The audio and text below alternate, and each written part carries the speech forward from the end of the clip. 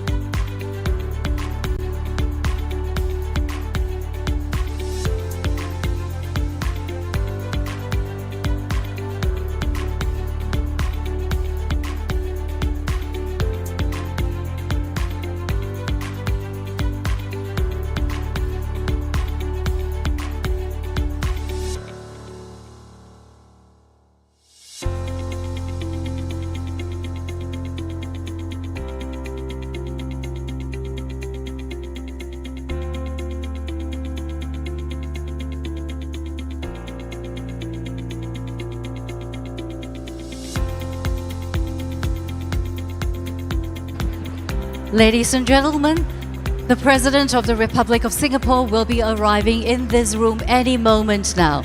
We'd like to invite our guests, especially those who are along the aisle, to please take your seats. Thank you very much indeed.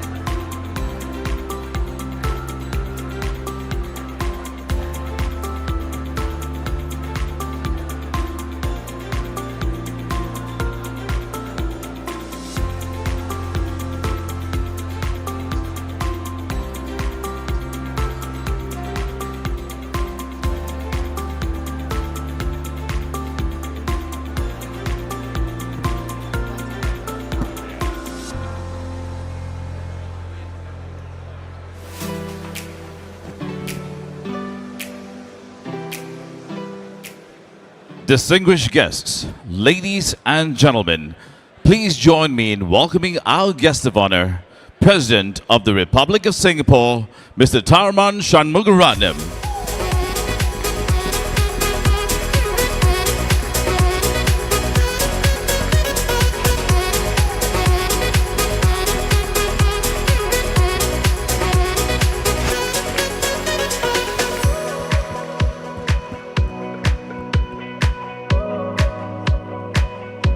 Thank you all, ladies and gentlemen. We invite you to take your seats.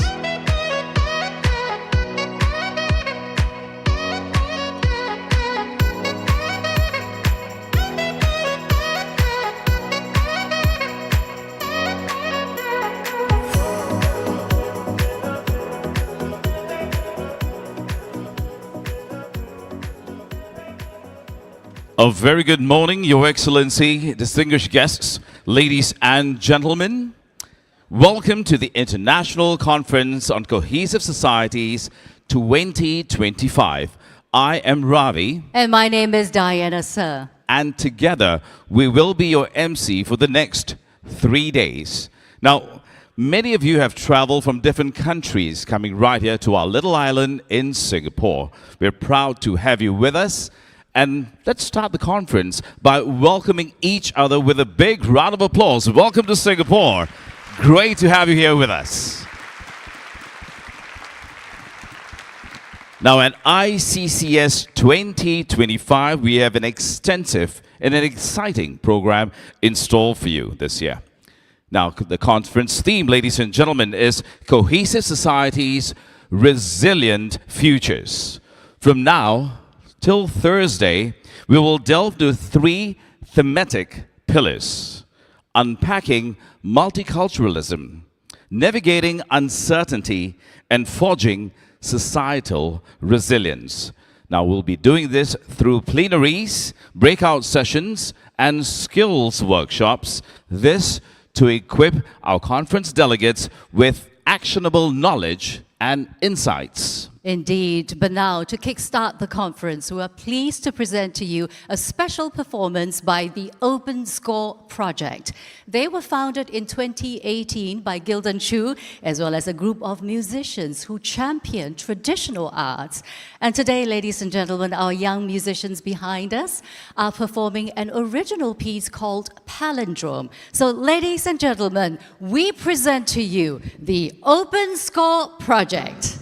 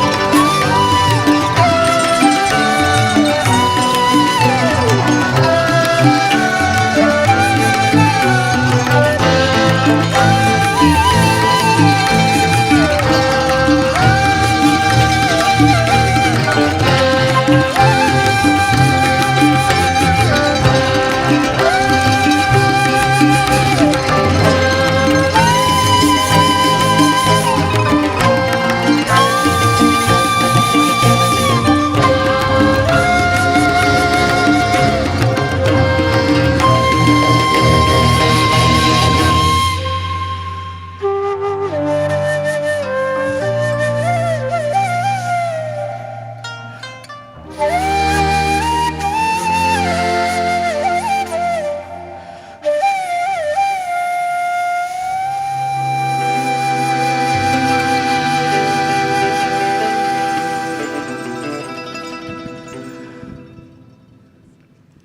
Open Score Project, ladies and gentlemen. Lovely. Thank you so much for kicking off the conference this way. That piece, ladies and gentlemen, was called Palindrome. As a matter of fact, it is the final movement in a longer form piece called The Other Side. Now, this piece is a musical exploration of hope, resilience, and progress. All the young musicians that you saw on stage, ladies and gentlemen, they are alumni of the Nanyang Academy of Fine Arts. They come from diverse cultural backgrounds and diverse musical influences, but they believe in one thing, and that they seek inspiration for their original works from traditional music in Singapore. How about another round of applause for them?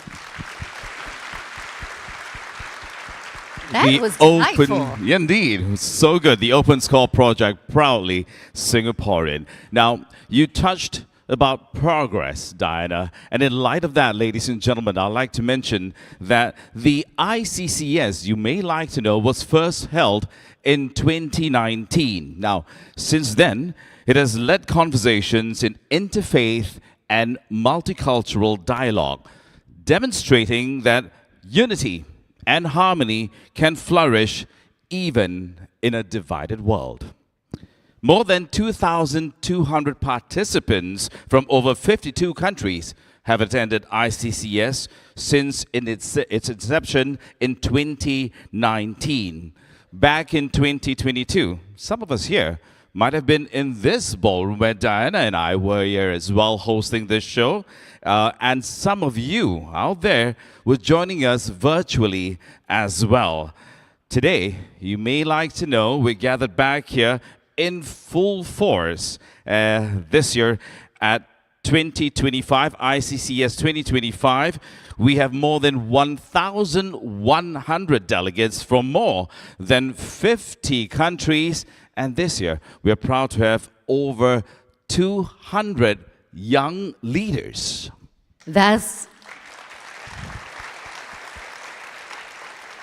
There is indeed a lot to look forward to, so let's get started. I am pleased to invite on stage Ambassador Ong Keng Yong, Executive Deputy Chairman of the S. Rajaratnam School of International Studies, Nanyang Technological University, up on stage to deliver the welcome remarks. Ambassador Ong, please.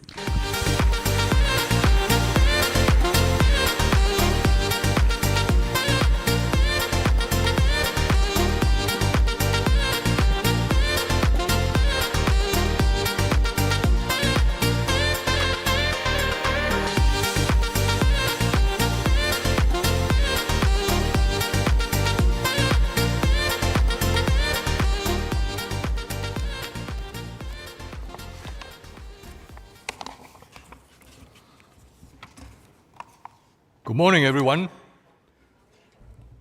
Your Excellency, President Tharman Shanmugaratnam, Your Royal Highness Sultan Nazrin Shah, distinguished ministers and guests from many countries around the world, ladies and gentlemen, dear colleagues, scholars and opinion makers, good morning, and a warm welcome to the International Conference on Cohesive Societies, or in short, ICCS 2025, as you have heard our two Master of Ceremony pronouncing the event earlier. ICCS is an international platform for multicultural dialogue. We aspire to inspire conversations on how to forge stronger and more meaningful connections and relationships as we navigate an increasingly volatile and polarized world. Across the globe, confidence in institutions is waning, cultural rifts are growing, and sectarian tensions are weakening social ties. Through the collective efforts from enlightened leaders and communities, we can overcome these challenges. This is the third ICCS since its inauguration in 2019. The theme for this year's ICCS is Cohesive Societies, Resilient Futures. We are working to reinforce community bonding and institutional trust. We seek to enhance the knowledge and confidence to confront the rapidly evolving demography and digital landscape. As you have heard the MC announcing just now, we have more than 1,200 participants from more than 50 countries. We are very glad that so many of you have responded to our effort in the ICCS 2025.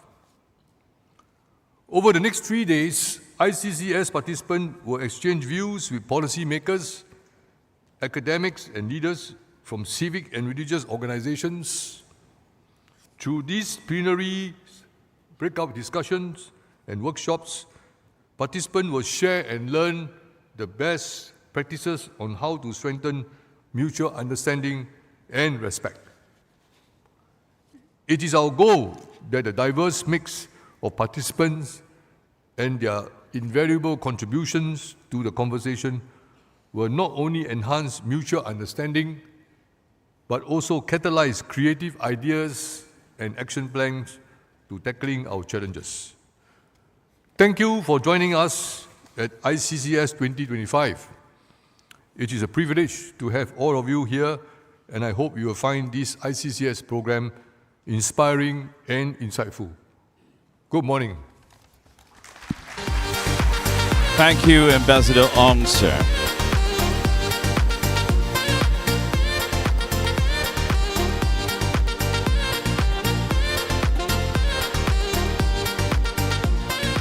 Ambassador Ong, always good to hear from you, sir, and thank you for starting the day.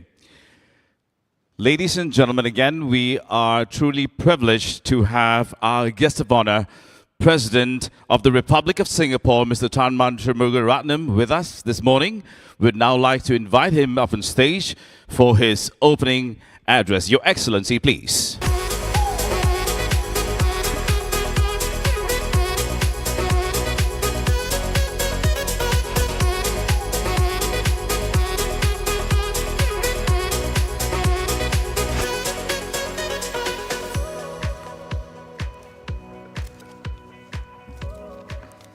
Minister David New, Your Royal Highness Sultan Nazrul Shah, distinguished guests, ladies and gentlemen.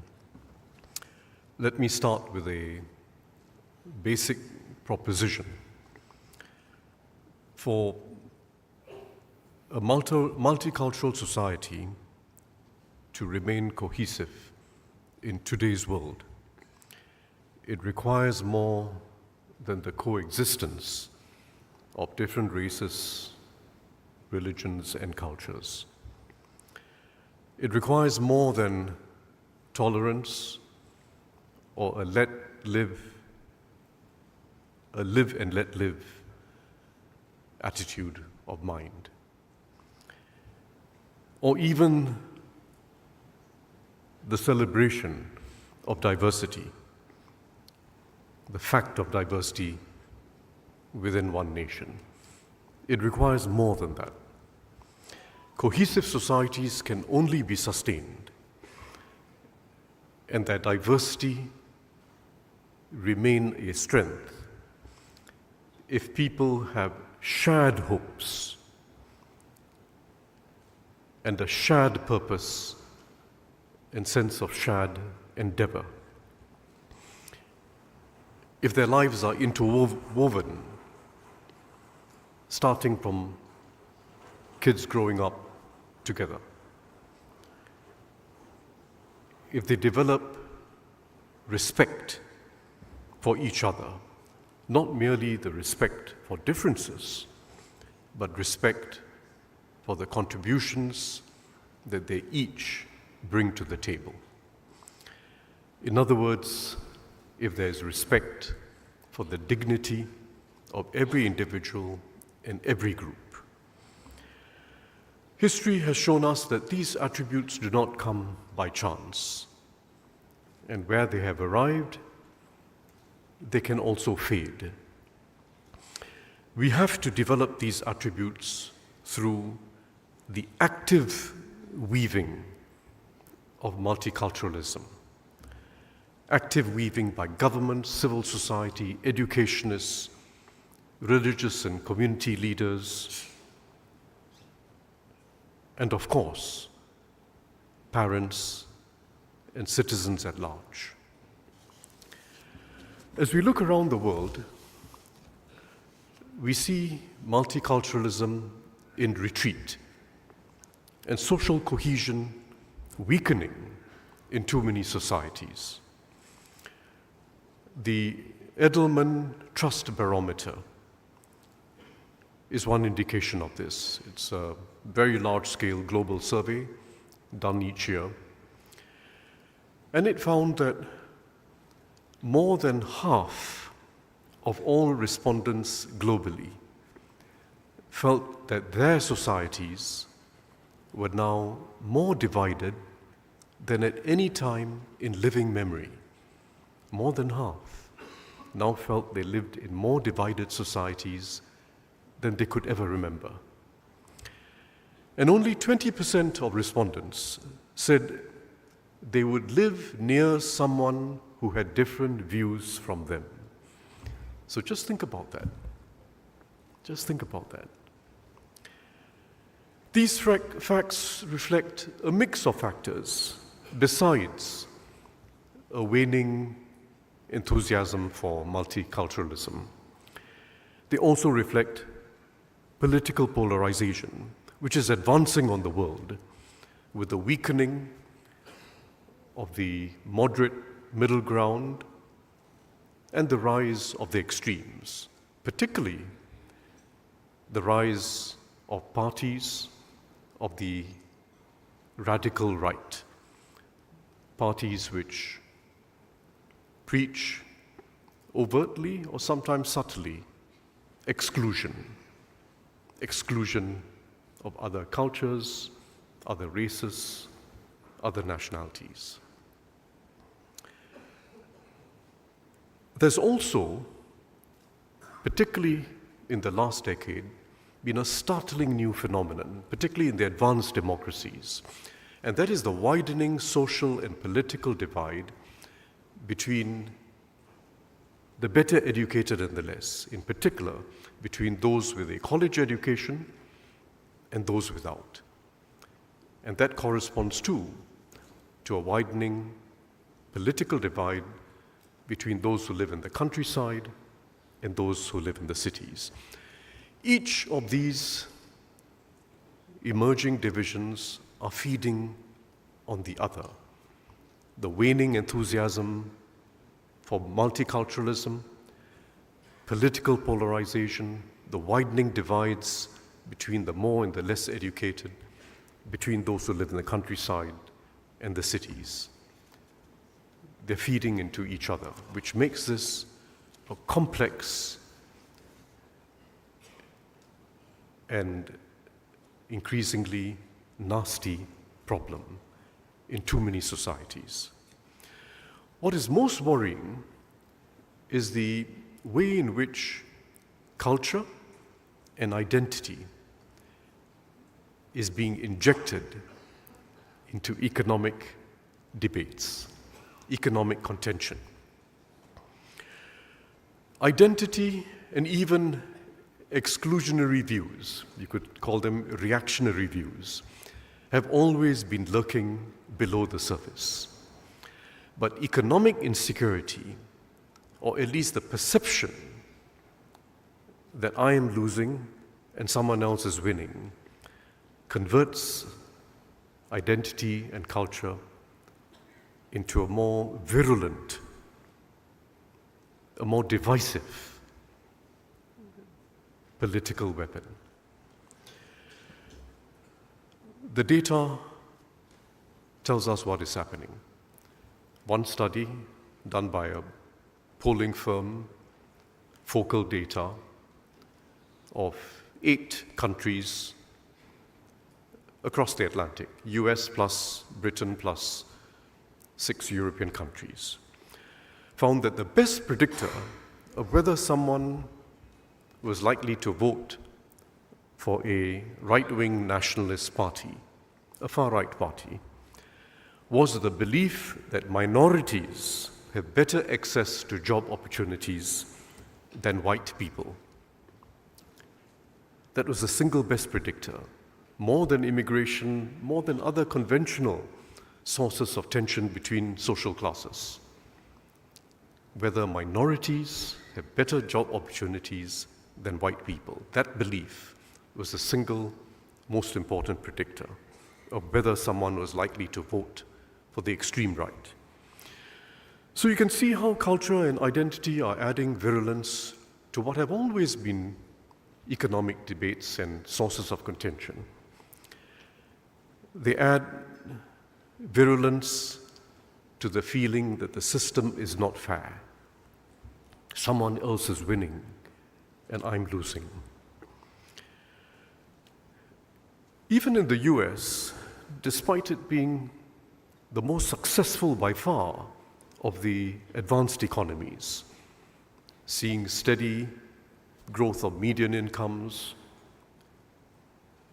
almost by all the economic indicators, it is outperforming and is a relatively healthy economy. Even there, race relations have plunged. They have fallen sharply.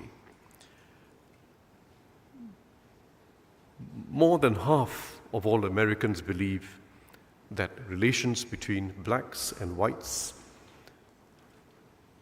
are now not good.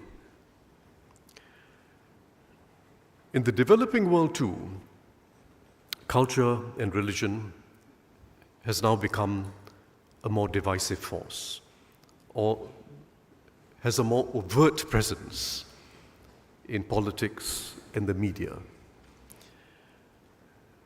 If you like, the overturned window, a term that political scientists use for the range of views and opinions that are deemed acceptable by the mainstream, the overturned window has shifted in both the advanced democracies and younger democracies. It has now become more acceptable to propagate hate speech, and very often it is politicians that take the lead. And we have seen a sharp rise in anti-minority speech in many developing countries. What has caused this phenomenon, this trend? It is not recent. It's not due to who wins elections, who has won the last elections in this or that country. The forces are somewhat deeper.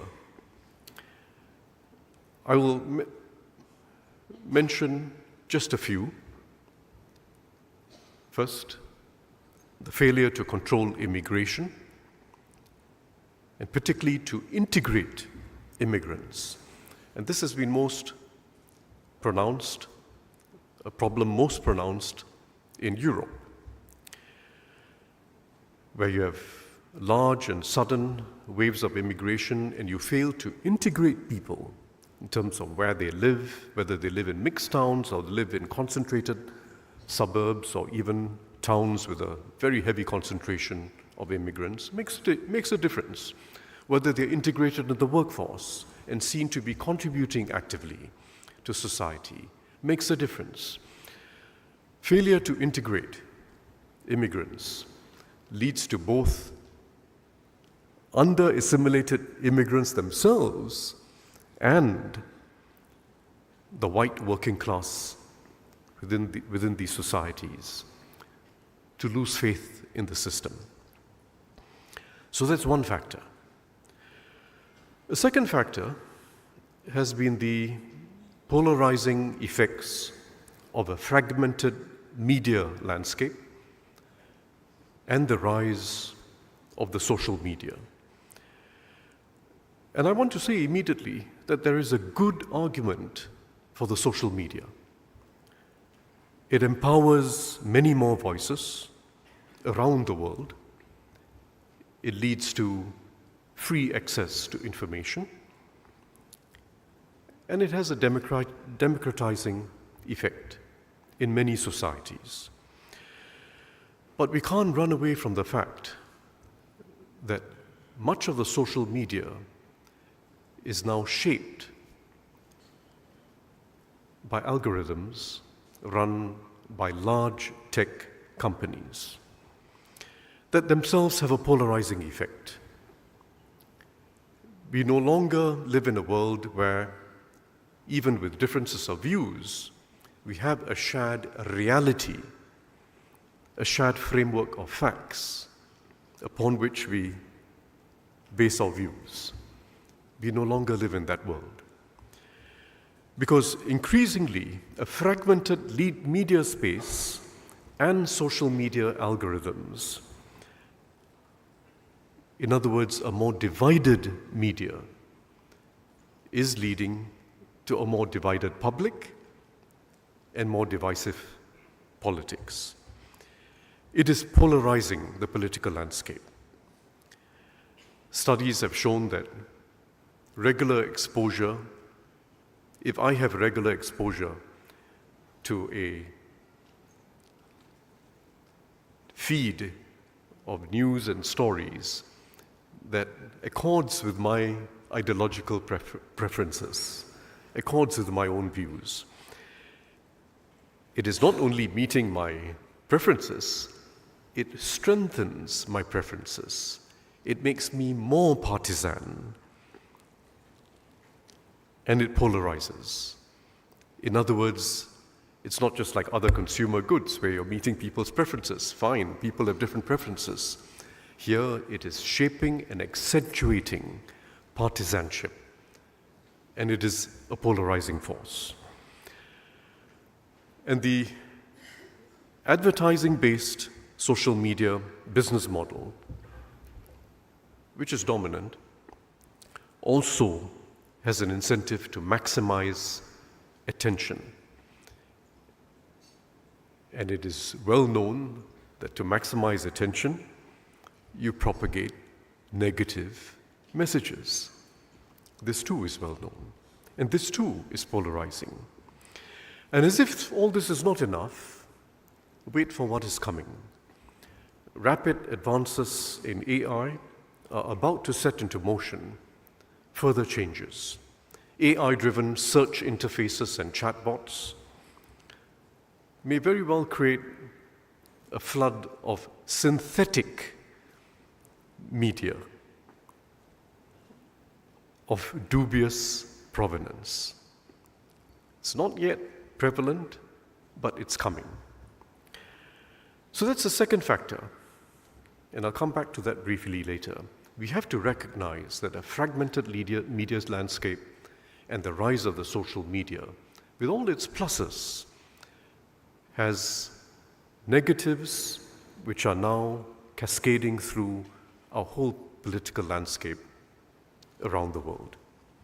A third factor, not as much noticed, is the growing isolatedness of life, particularly in more advanced countries. Societies can advance economically whilst regressing socially. And what we are seeing today is in many advanced countries, and there are good studies on this by sociologists, that people are more likely to, even post-COVID, post-pandemic, people are more likely to have meetings at home now, much more than before, more likely to shop from home, I put up my own hand, more likely to eat not in the restaurant in the neighborhood, but to eat takeaways or delivered orders, more likely to be entertained at home, not go to the movie theaters, even more likely to be worshipping at home.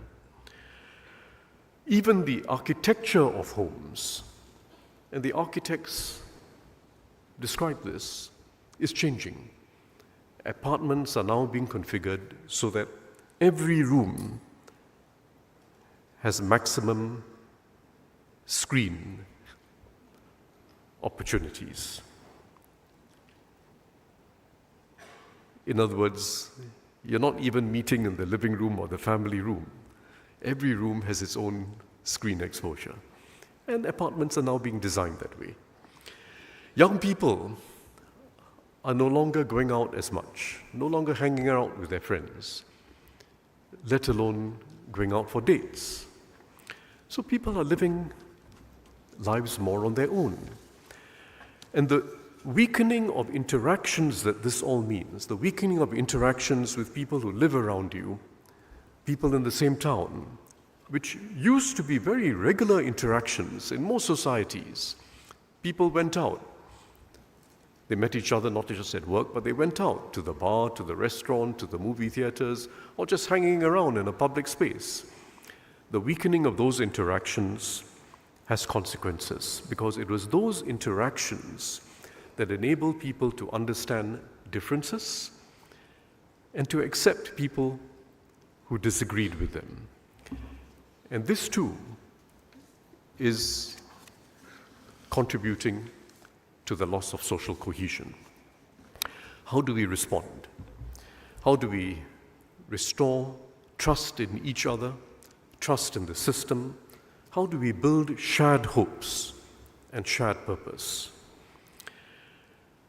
The truth is that no political system, democracies included, can give us assurance that moderate integrationist tendencies will prevail in government or amongst the people. History shows that no system gives assurance of this. And too much of the evidence of recent times is that we are regressing. We are moving away from integration. We are moving away from moderate tendencies towards more polarizing behavior, views, and politics. Shared values and belief in a common future does not come naturally. And there are always countervailing sentiments below the surface. Multicultural societies must therefore be actively woven. Traditionally, in many societies, that meant weaving a quilt. You know what quilts are? They're very attractive. Different patches, different designs, and then they're stitched together. You can see very clearly the very different patches on a quilt. And it's a work of art. But at times of stress, at times of economic insecurity, at times where there are polarizing forces in many societies, the quilt is easily forced apart. The stitching weakens, and the stitching can be broken. So we need to weave a different cloth to sustain multiculturalism and to sustain the resilience of that cloth. We have to weave the threads differently. Weave threads of different colors, even different textures, into a single tapestry. Involve many artisans in making a single piece of batik, as it has been done, and create a larger motif of a nation with many strands and many histories, but a nation at one with itself. That is the fabric of society that we have to weave. It requires, above all, building opportunities for interaction, that interweaving of lives. And it requires putting in place sensible guardrails to prevent extremism and to keep people not too far from the moderate middle, even if they have differences of views. Education is still fundamental. That's where we must start. It is the most powerful tool we have for integrating people. Bring children of all backgrounds together, particularly in public school systems, regardless of ethnicity and social class. And bring them together not just for classroom time, but keep them in school after classroom time. The whole range of activities, dance, music, doing their own hip-hop, sports. And equally important as the social mixing of children through an education system has to be the effectiveness of education in uplifting people of all background. Without evidence of people getting ahead on their merits, with the necessary support from the government and from the community for those who start from behind, without that evidence that people with the necessary support when they're disadvantaged can get ahead on their merits, it will be very difficult to sustain a sense of togetherness. In other words, education systems must be effective in uplifting every individual and every group. And I must say that's what we put great effort into in Singapore. Second important space for creative public policy is urban design. Urban design, especially to prevent enclaves, ethnically or even socially defined enclaves. Singapore's integrated housing estates are well known. They are unique in their scale. The fact that more than 75% of the population lives in integrated housing estates. Mix of ethnicities in every block, every precinct, and the whole estate, and a mix of people from different income groups, different economic vocations, all the way from the poorest to the upper middle income group. Importantly, it's not just about housing. It's about the facilities for recreation, for learning, for interaction, for morning, qigong. I didn't do it very well, I know, but a whole set of activities that just bring people together. Common spaces in every neighborhood where you can develop your skills in a futsal court, or watch together, or try out a new dance together. It's not just housing, it's an estate of social life. Denmark is another very interesting example. They, like many European societies, found that it was not an advantage for social resilience to have neighborhoods with large concentrations of minorities, immigrants essentially. And they are now seeking to achieve integrated housing by redeveloping whole neighborhoods, replacing what they call ghettos, and at the same time providing extra support for immigrants, starting from preschool, so they can learn the language early, get used to local mores. I do want to mention a point which I just mentioned in the context of Singapore's housing estates. Whatever the configuration of housing estates, because not everyone can replicate what Singapore did starting from scratch, because we started from scratch, from urban slums and very poor housing conditions. But for societies which have a legacy already of segregated neighborhoods, it is still important to provide public spaces. It is still important. And it's particularly important for poor or disadvantaged teenagers to have those spaces. The athletic fields, the sports courts, public swimming pools, libraries with beautiful spaces for people to just hang out. Public spaces play a critical role, and more so for disadvantaged youth. Third issue, which I mentioned earlier, media fragmentation and the almost intractable problem of social media algorithms. And I'll have to say that this is the most complex of the problems. We are nowhere near international agreement on regulation of the social media platforms. We are making advances. There's extensive discussion taking place between the EU, many of us in the region, including Singapore and some other countries. But this is a problem that we are still very far from being able to solve. It requires bold thinking and not leaving it to the marketplace. And that means both government and civil society has to actively work together with media companies, including the tech companies, to provide a safer and more sustainable landscape for democracy.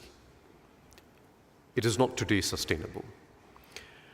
The European Union's new Digital Services Act is a good example. They've taken the lead in several respects. They will hold the social media platforms accountable for content requiring quick removal of hate speech. We do the same in Singapore, Australia, a few other countries are doing it as well. They're also going further to address the algorithmic risks, which pose systemic risk. They require the larger platforms to dial back on algorithmic amplification of disinformation. It's difficult, it's tricky. A lot of the onus is on the platforms themselves, but the laws are in place.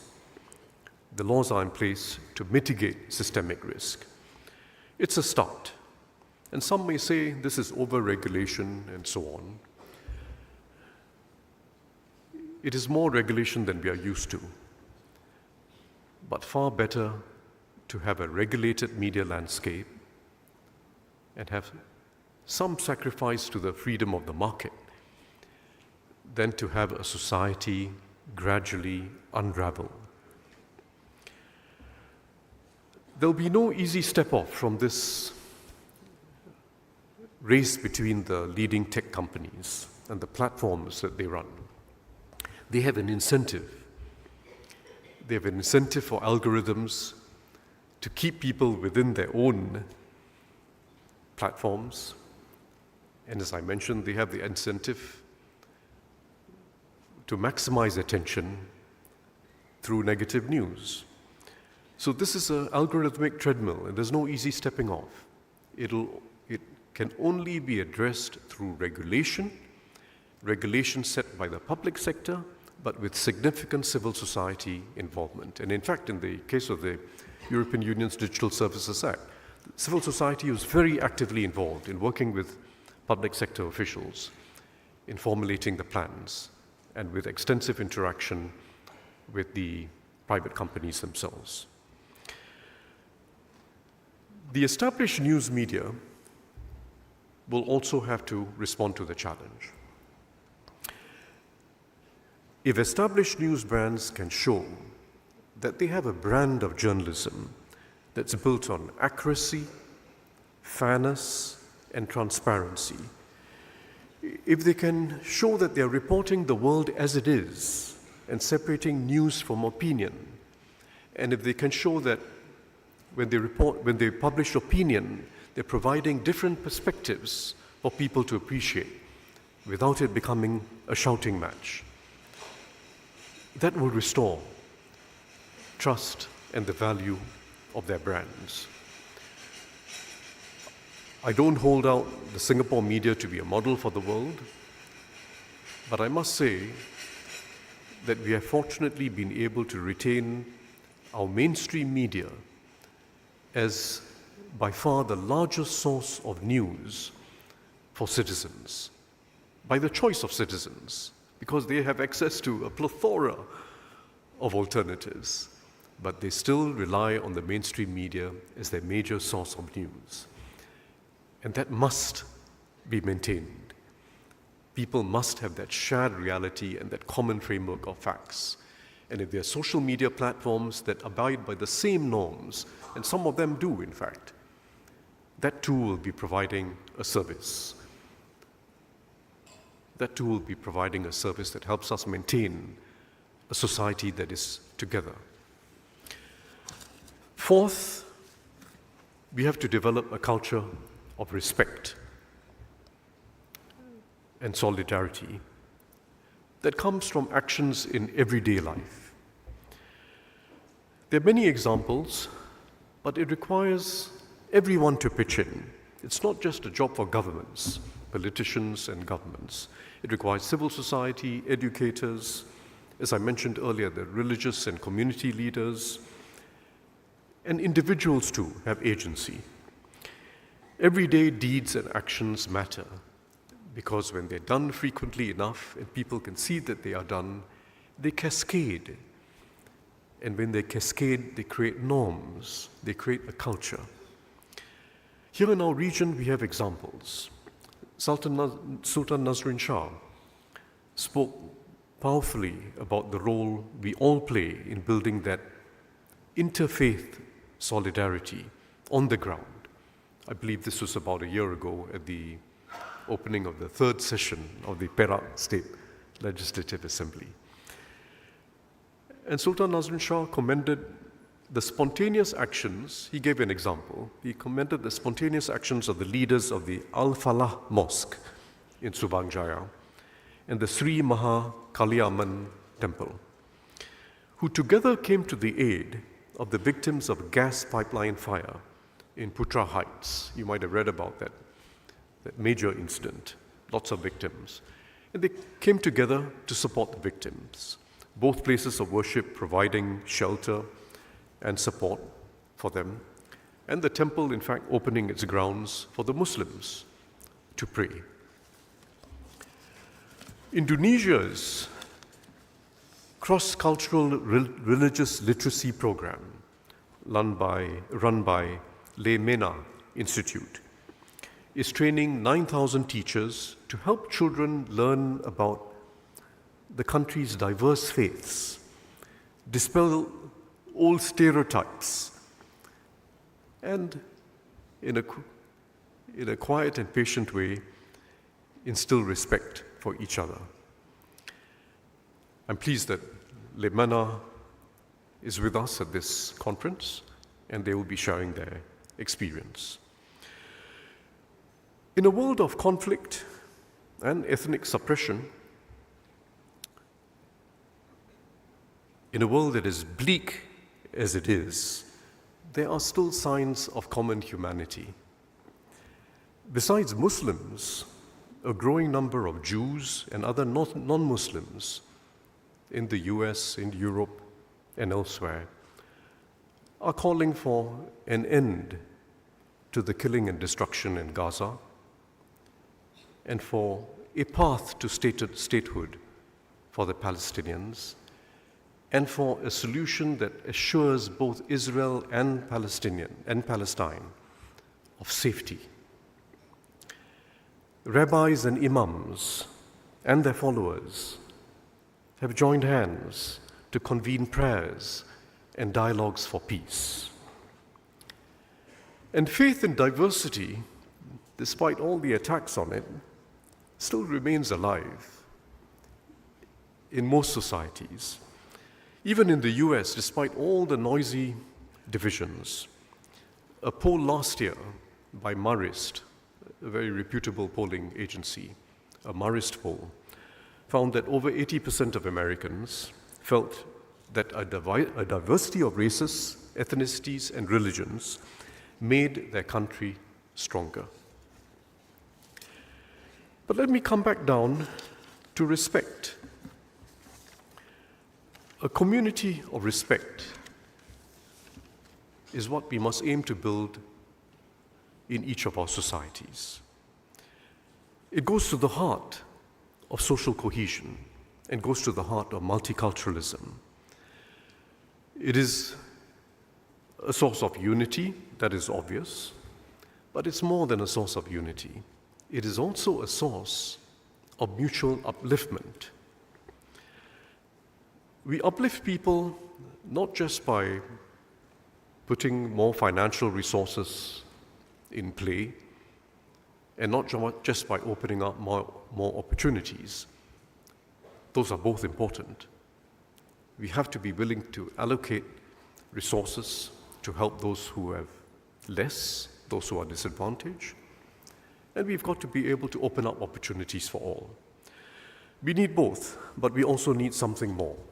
We need something more intrinsic to upliftment, and that is, we need the motivation that drives people to strive, to overcome difficulties, and to do their best.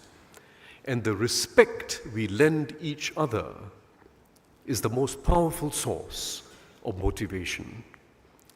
Knowing that there are others who are backing you, who have hope in you, who know you can do it, is how we all do it, and how we rise together. Thank you very much for listening to me. Thank you, His Excellency, for giving us much food for thought.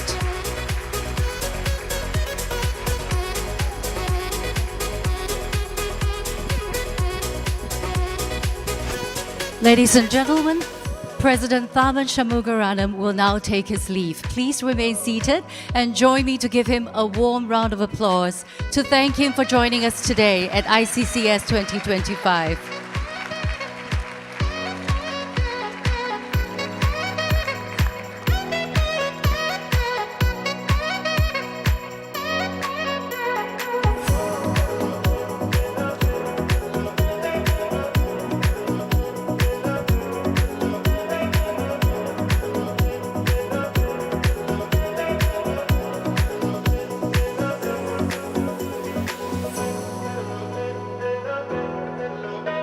Thank you, ladies and gentlemen. Please feel free to take your seats. And thank you once again, Mr. President.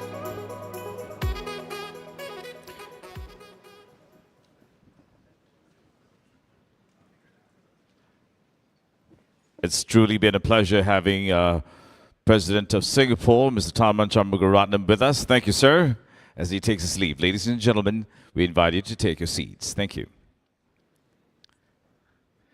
Next, we will proceed with a special presentation on perspectives on social cohesion. Now, setting the stage, ladies and gentlemen, for ICCS 2025, this special presentation will discuss key definitions and concepts underpinning the idea of social cohesion and how it can be unpacked. It is with pleasure that I'll now introduce our speakers for this presentation. We have Dr. Catherine Fieschi, Fellow at the Robert Schuman Center at European University Institute, who will be incidentally joining us virtually. We have Professor Mike Hardy, Professor at Intercultural Relations at Coventry University, Dr. Aaron Maniam, Fellow of Practice and Director, Digital Transformation Education, Blavatnik School of Government, University of Oxford. Moderating this session, ladies and gentlemen, is Professor Catherine Marshall, Senior Fellow at the Berkeley Center for Religion, Peace and World Affairs. We invite all of our speakers and Let's welcome them on stage. Up on stage, please. As they take their seats, ladies and gentlemen, here's a reminder that we will be taking questions at the end of the session, or rather, Professor Marshall will. All you have to do is scan the QR code and you'll be able to submit your questions. We leave you to enjoy the session, ladies and gentlemen. Professor Marshall, over to you, madam. Thank you so much, and welcome to this panel. That was an extraordinary speech that we heard, very inspirational. And I do want to start with my thanks, but above all, congratulations. I would even say awe at the organization of this event. I stand in full admiration for the care and for the diligence and for the creativity that has brought us all together. This is a special session which is aimed at trying to help us to have a common frame of reference for the very complex, sensitive, one could even say tricky issues that are the core of this event. The questions about cohesion, social cohesion, questions of resilience. What is it that we're talking about? Because it takes us to the most fundamental issues of the interesting times, the troubled times that we find ourselves in. The poly-crisis, we call it, the perma-crisis, which seems to have taken on new dimensions, even within the past few days. We heard from the president many ideas of a lucid diagnosis, but also a set of practical ideas that involve both the lessons that we come to hear, to gain from Singapore's experience, from Singapore's models, from Singapore's lessons, but also setting them into a global context where we're looking at everything from the family, from individuals, all the way to the global stage. I love the metaphor that the president used of the quilt.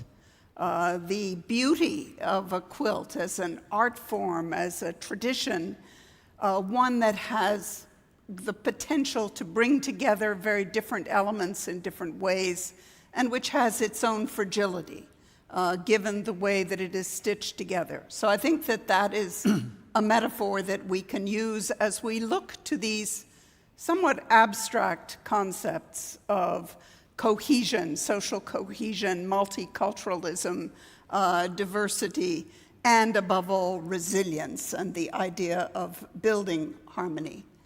I want to emphasize that those of you who have questions and comments should use the QR code and Pigeonhole. I will be receiving any questions. There are none yet. But we are hoping to have a good part of this discussion that will be dedicated to responding to the concerns of this extraordinary audience that's here. So let me turn now to introductions to what I think is a very special, remarkable panel, which exemplifies the themes of multiculturalism and diversity. We will hear first from Mike Hardy, OBE, who is a diplomat, an academic, and above all, I think, a leader on issues of peace, with quite an emphasis on Southeast Asia, but also a global perspective. So Mike will speak first. He'll be followed online, and I can see her, I guess you can see her as well, Catherine Fiecki. She was born in Senegal, has navigated all her life between France and Canada, and I think Europe and other parts of the world. She's now has a sort of European label, but she has focused always on identity politics and the problems of populism. How do we navigate so many of those issues? And third, Aaron Manion, who is from Singapore and who is a personal exemplar of multiculturalism. In fact, he describes himself as gloriously hyphenated and brings in, I think, most cultural, religious, ethnic in his person.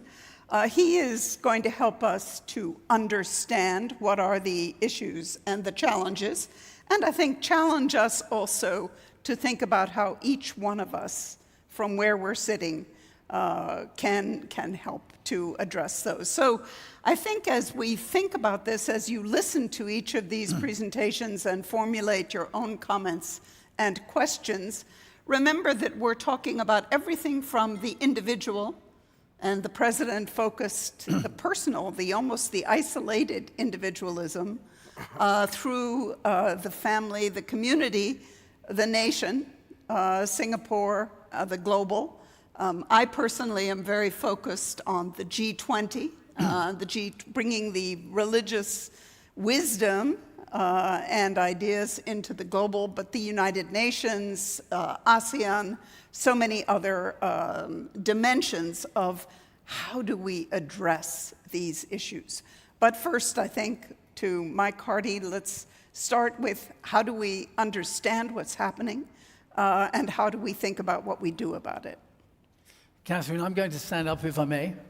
The President talked about respect, and I'm humbled by the quality of this audience, and I prefer to stand up. And it's very hard to follow this articulate and coherent account that we heard from the President, but I'll attempt to share some of the perspectives that I think are interesting. We have an amazing opportunity over the next 2 or 3 days to push forward some of the ideas that have been expressed and some of the anxieties we brought with us. This is a room full of believers. We understand the issues, I hope well. We're committed to building our understanding, building our confidence. And I'd like to talk about 3 things through the lens of this region, ASEAN region, where I've done most of my recent work. And the 3 things I want to do, try to add to what we've already heard.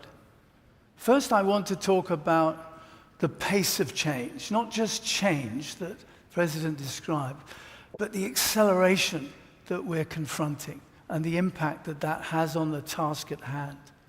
And secondly, because my interest is in leadership and in public leadership in particular, pleased the President referred to that, the responsibility of public leaders matters. We have choices to make, and I want to articulate some of the choices that I think are important. And finally, I'm a believer that even in this time of uncertainty and the unknown, we must invest in being better about our knowledge about things. And I want to focus on how we should invest in knowledge to try and add to some of the dimensions raised about what we should be doing. Let me start, however, by moving back to a powerful, an iconic quote from a casualty of some of the issues raised by the President. In 1992, a name that will be familiar to some of you, Rodney King, was a minority who was beaten savagely by a majority institutionalized police force. For whatever reasons, we don't have to go. At the time, it provoked enormous reaction. And we know that the traumas and catastrophic conflicts in the world have huge implications for peaceful communities.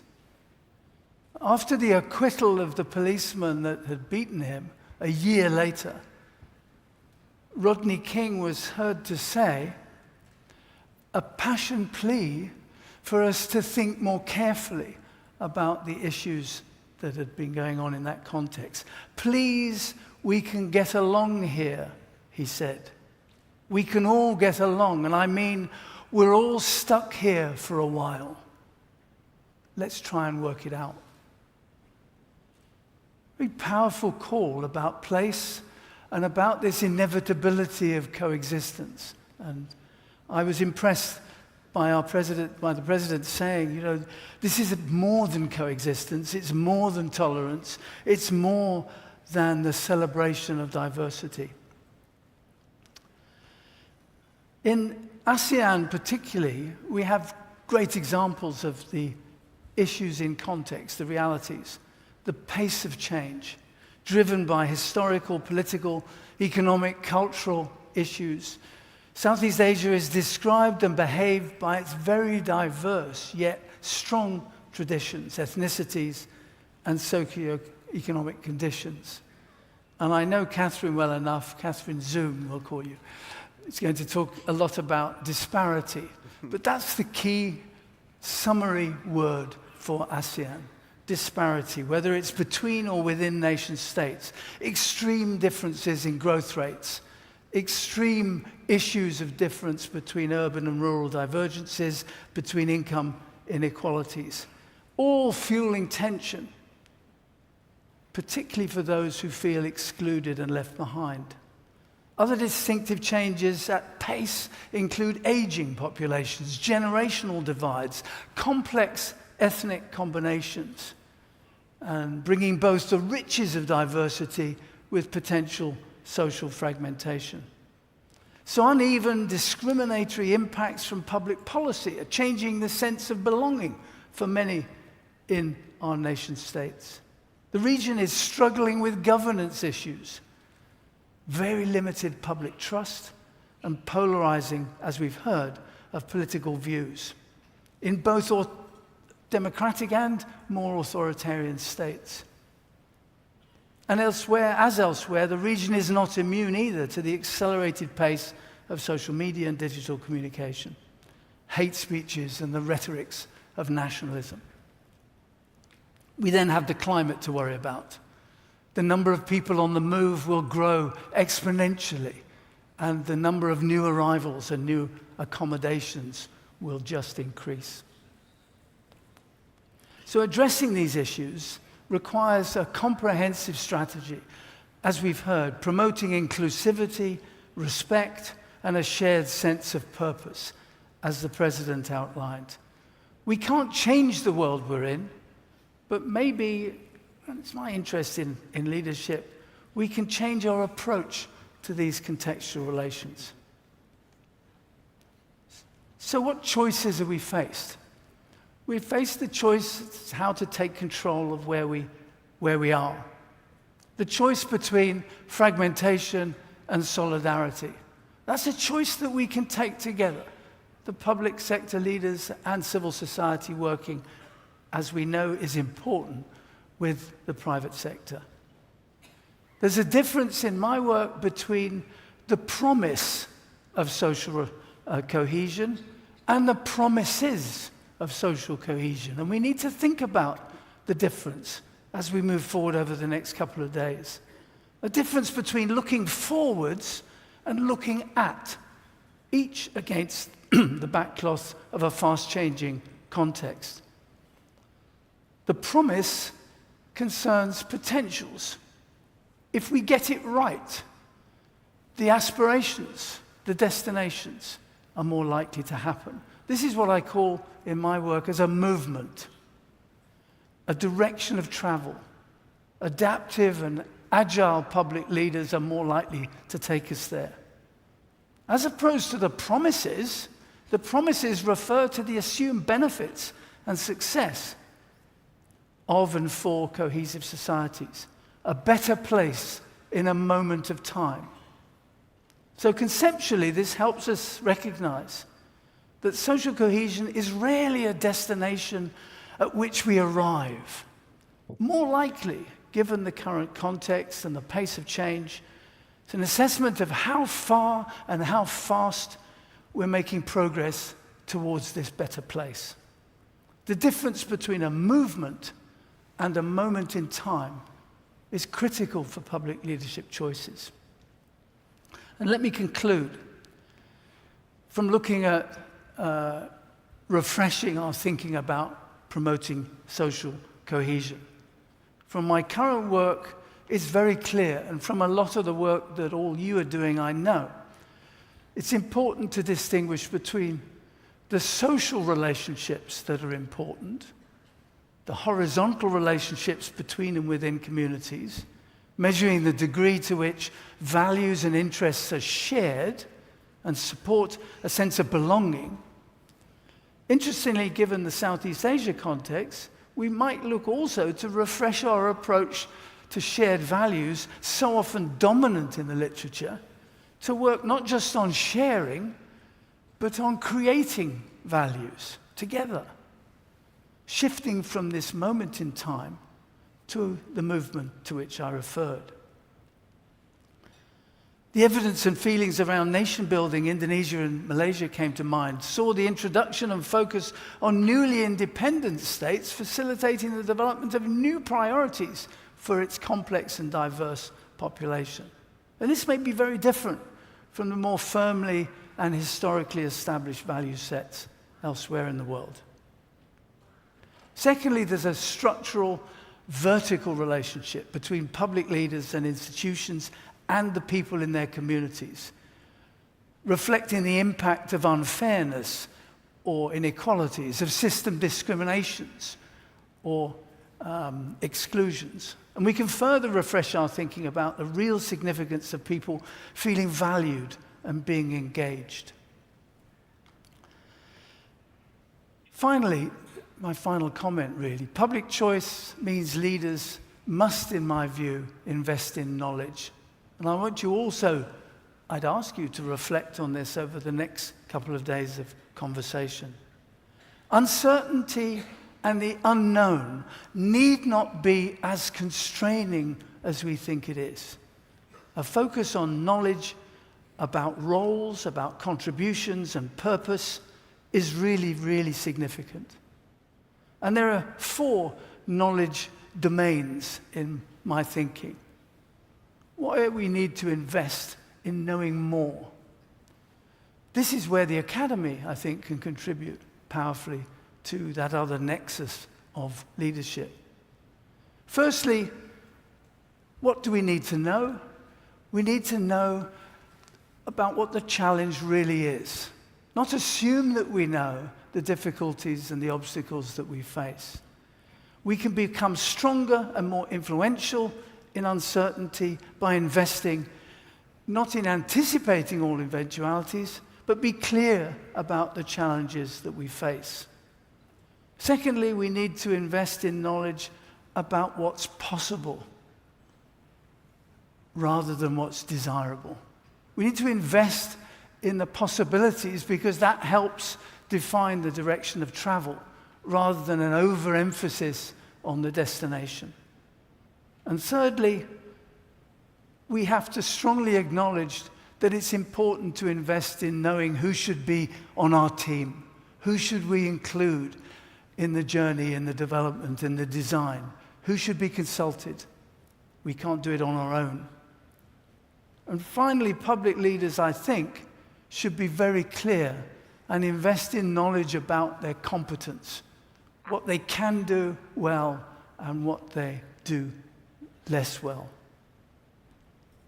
In my work, the 3 things that really stand out as critical to carry with you in your suitcase on this journey is firstly being open, taking a long time before you close things down, remaining open. Secondly, continuing to remain curious, to be driven by questions, not answers and solutions. And finally and importantly, let's be much more comfortable in our journey with paradox. Thank you.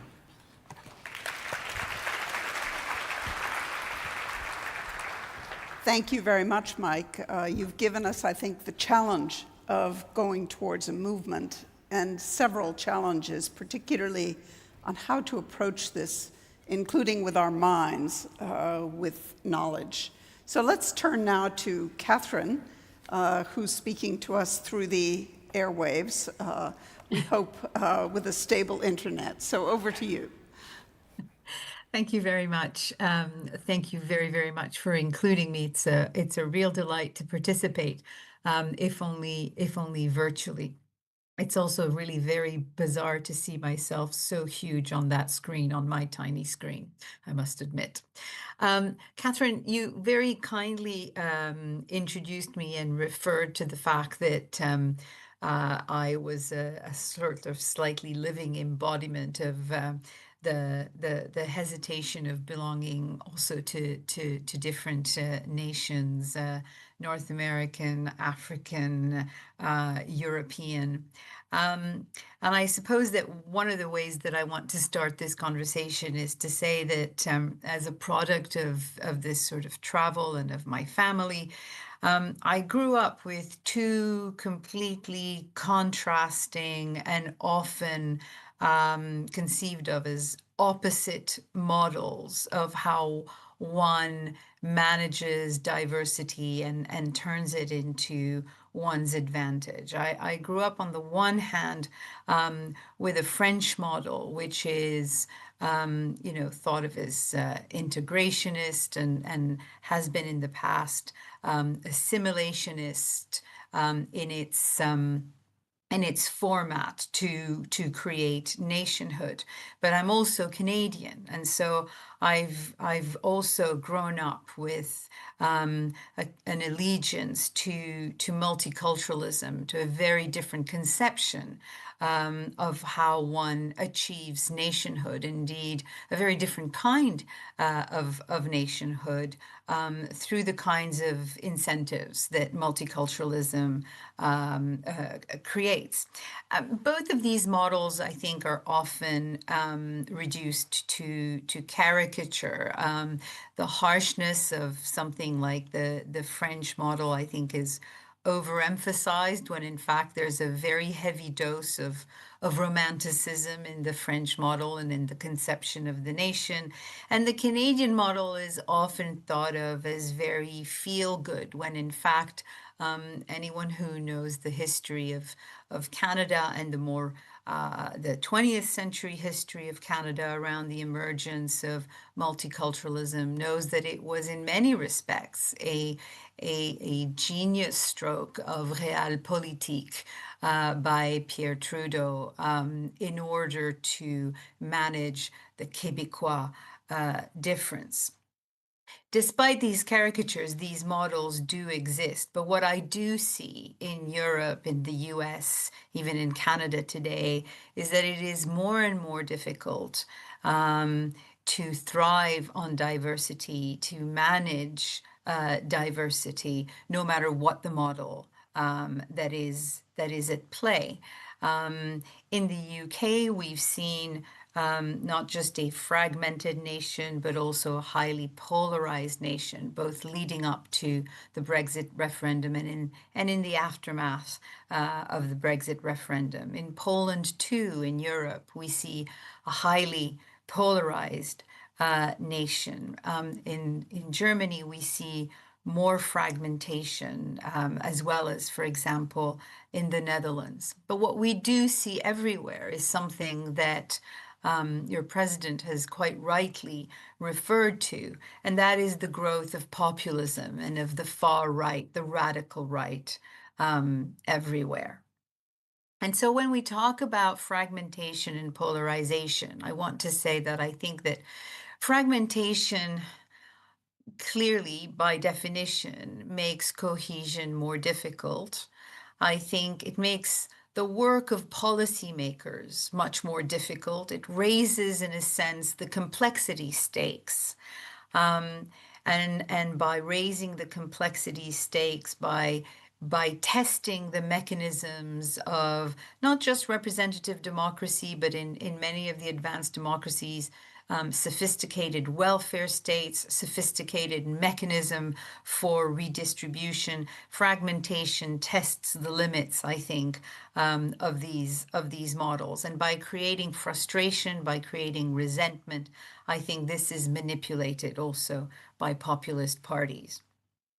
But I would argue, nevertheless, that a polarized situation is a much worse situation. If we take polarization to mean societies and their polities, in which segments of the population really are very sharply divided into often two opposing groups, sometimes more, because of ideological or religious, sometimes ethnic or linguistic lines, and these differences tend to overlap rather than crisscross, right? It's important to reflect on what we mean by a polarized society, and that is a society where when you know one piece of a person's background or one of their preferences, you can deduct where they will stand on almost everything else, and there will be an opposing group that is equally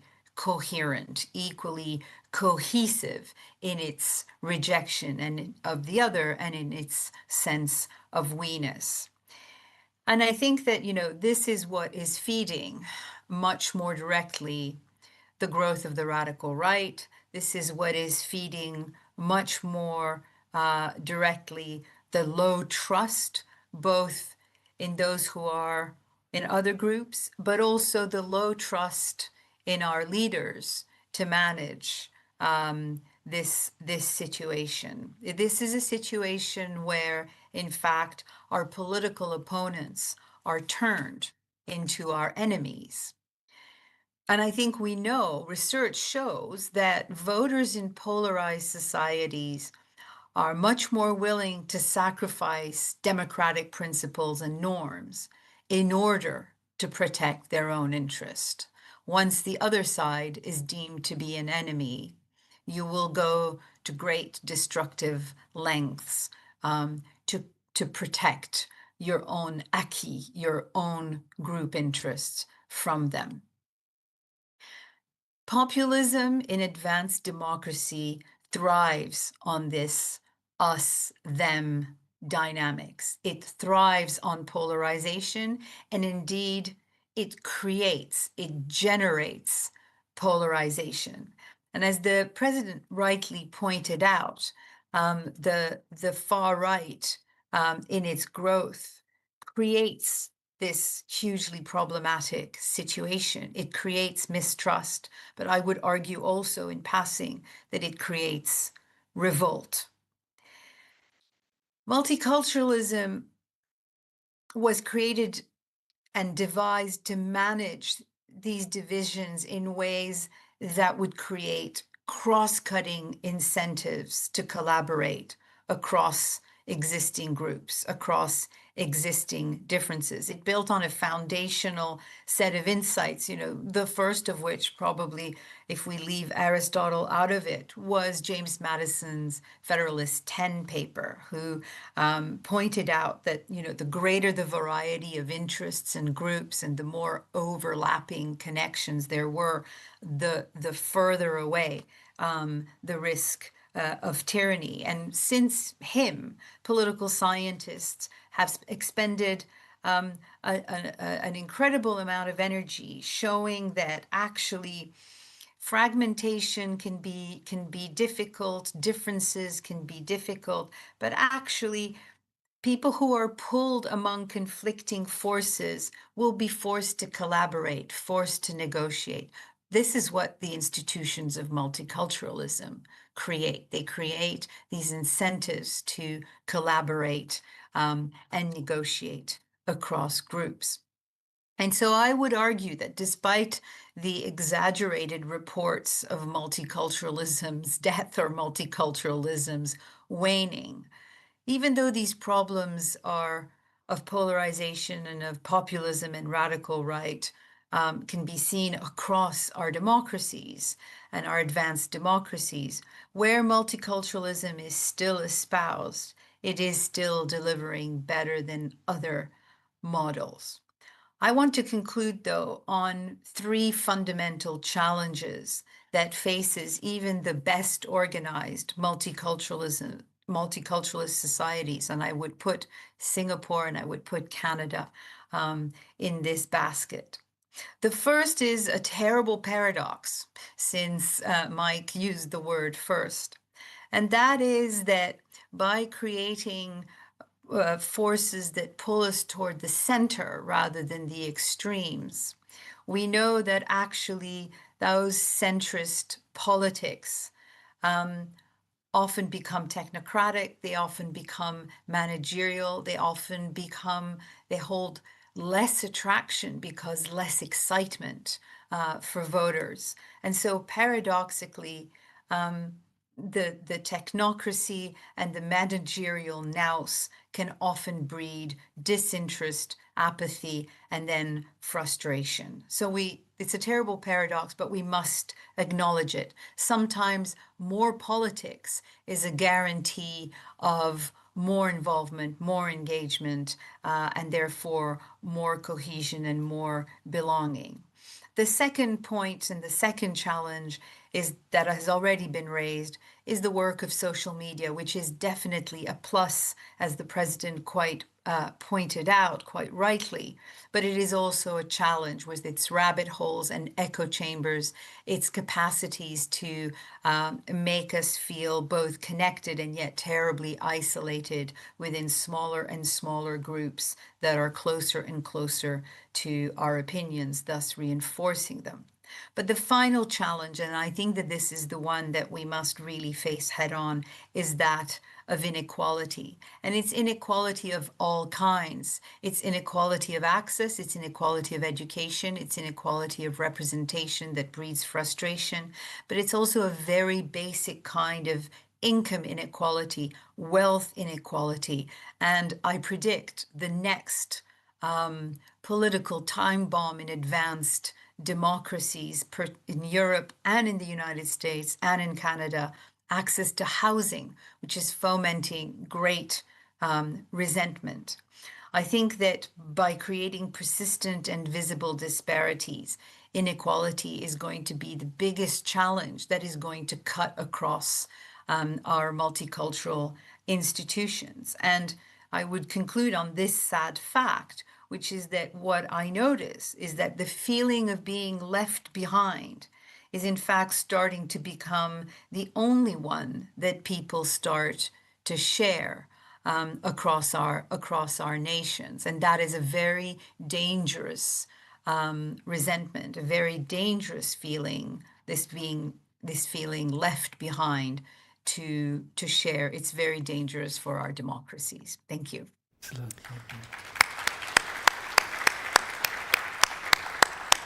Thank you very much, Catherine. I think you've given us a very vivid sense of the challenges and the difficulties of looking at this question of multiculturalism and social cohesion, even in very different systems, and some of the particular challenges we face today.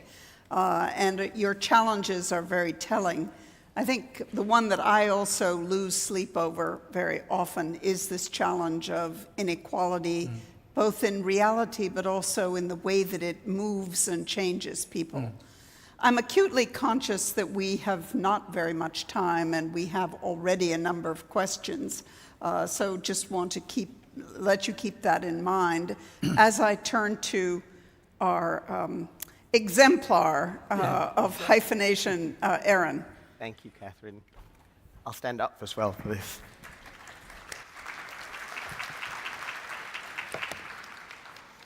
One of the hard things about going last in a panel like this after the president has spoken is I was actually tempted to just say we should do the coffee break earlier because we've discussed everything. But in the interest of adding maybe just a tiny bit to this discussion, I thought I would start by explaining what Catherine meant by this idea of glorious hyphenation. My father is half Tamil and half Portuguese Eurasian, the same Portuguese who came to Goa and then Malacca and then Singapore after that. My mother is part Malay, and almost half Pakistani with a smattering of Chinese in her, from a Chinese baby, my great-great-grandmother who was adopted by a Pakistani family and raised Muslim. My dad converted to Islam when he married my mom from Roman Catholicism, but his family is also quite huge, and so we celebrate nearly everything because several of my aunts have married Hindu and Buddhist men.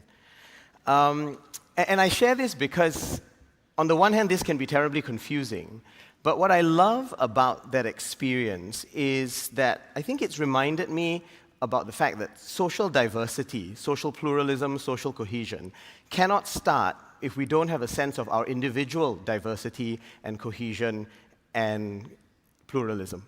And Catherine, the notion, Zoom Catherine, right, talked about the we-ness. I'm going to differentiate between Zoom Catherine and Room Catherine here because it'll just help us all. So the we-ness that we have has to start with a sense of our own me-ness as well. And I begin with this because the thoughts that I have to share today will come from all of these different diversities, right? The fact that I draw from these different ethnicities. I'm wearing a Laotian jacket that I chose with friends from all over ASEAN when we did a visit to a Laotian weaving factory. I speak Malay, I don't speak Tamil, unlike many other Indians here in Singapore, but I try to contain these multitudes. And I wanted to share some thoughts today from the different parts of these multitudes. First of all, from the fact that I've worked for a long time in public management and now teach on public management at the School of Government at Oxford. And one of the key insights there is exactly this notion of how we manage polarities or paradoxes, as both Mike and Catherine have referred to. And I wanted to mention what some of these paradoxes might be that we do need to try to not just resolve, but to transcend. The whole workshop that I do in this afternoon, actually, for the skills sessions, will be about polarities rather than polarization. And some of these polarities that we have to learn to bring together will, I think, be about how much we need to coordinate, how much we must direct in social cohesion, versus how much we can leave to spontaneity and diversity, even if that's untidy. How much do we balance between primordial and ethnic identities, as well as civic identities that pertain to the values that we might adhere to? How much of cohesion has to be top-down versus bottom-up? How much of it is about ideas versus cohesion of doing? If you get a chance, have a chat with Harvey Whitehouse and Alex Lowe later today, because I spoke to both of them yesterday, and they're both really interested in the doing work of cohesion, not just the conceptual and the abstract. How much do we learn then from the wisdom of history, and how much do we bring in the innovation of the new in work that pertains to social cohesion? And then we have a panel on Thursday which will look at cohesion forward, which is all about where exactly the future lies and not just the shackles of the past. So the more we can manage these polarities, the stronger I think our attempts at cohesion can become. But a third aspect is the fact that currently I teach a lot on technology, and a lot of what the President said about tech were very, very striking to me, because he mentioned that we need shared hopes, shared purpose, and shared endeavor. But the reality is that, and he explicated this in great detail, the reality is that there's a lot that we don't share because of technology. We don't share information anymore. We don't have a shared conception of what we are seeing. We disagree on what facts and truth might be. We don't always have shared interests, and where we do, those shared interests are sometimes made to be eroded by the volume, the virulence, the virality, and the velocity of the information that's spreading out there. We don't have shared spaces anymore. Even within our homes, people are all watching different shows on Netflix and Disney Plus or some other streaming platform rather than gathering in front of that screen that the President talked about. We don't even use that screen sometimes because all of us are on our laptops or our phones, engaging in a different digital space. And because of all that, shared values are much harder to come by.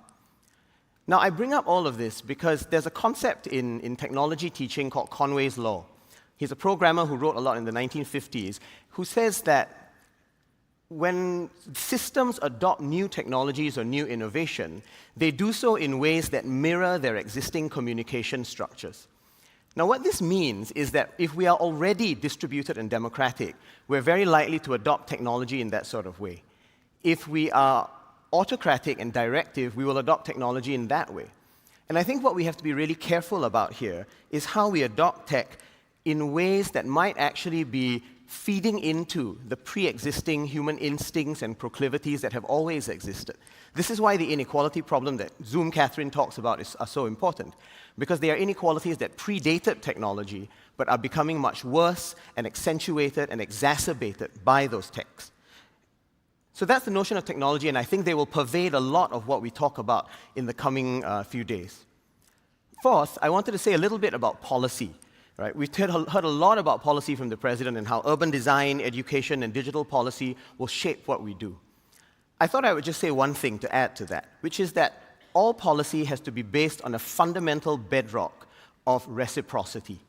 And reciprocity is hard to do in the world of social cohesion. Because reciprocity doesn't just mean I do unto you as I would like to have you do unto me.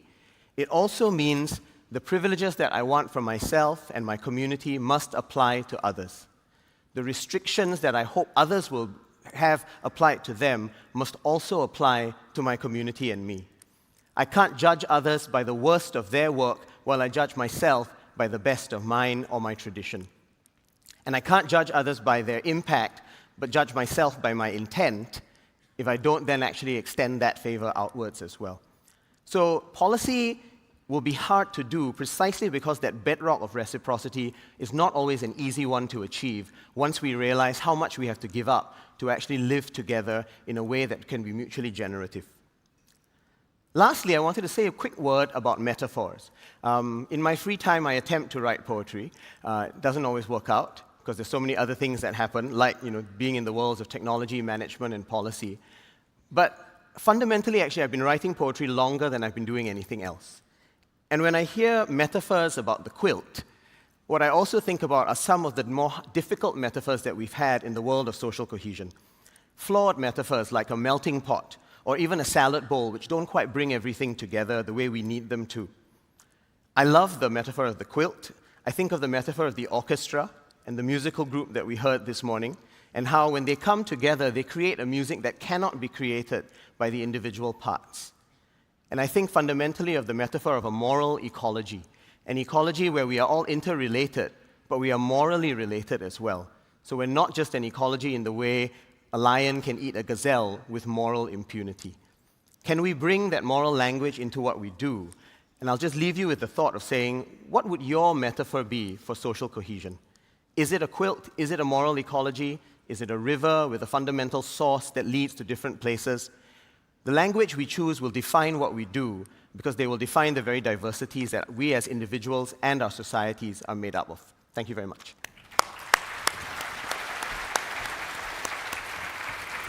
Great stuff. Well, thank you very much to all three of you. I think you've given us inspiration, but also much food for thought. And I love the way that Aaron ended in focusing on, in a sense, where we started, which is with the questions of language and the words that we're using, and how we think about resilience and cohesion, multicultural diversity, all these other sensitive issues. I also like the moral ecology and the analogy of music. It's interesting, I think there's research that shows that the profession that is most positive is an orchestra conductor, the highest level of satisfaction, because you create beauty and you have at least a control, but within a group. I also come back to the point you made about reciprocity, which I think is reflected in the Golden Rule, which is one of the ideas that we find, I think, that cuts across every religious, every cultural tradition, that do unto others as you would have them do unto you. I think another idea that cuts across all is the blind men and the elephant. Though I love the Rumi version, which is that the elephant is actually in a dark shed, and if you just put some light on it, you might understand what the elephant is better than the blind men groping with different parts. We have much less time left than we had hoped. So I have 18 questions, and I think we will come back and study and reflect on the questions. But they come really into two groups. So I'll basically highlight a little bit about what I see as the groups from my glance at the pigeonhole wisdom that we have, and then turn to the three panelists with one. But they fall, I think, into two categories. One is reflections on the meaning of social cohesion and different understandings of it, some of the challenges that we face. And then a second group that are pointing us towards practical solutions. In other words, what do we do? What is the answer?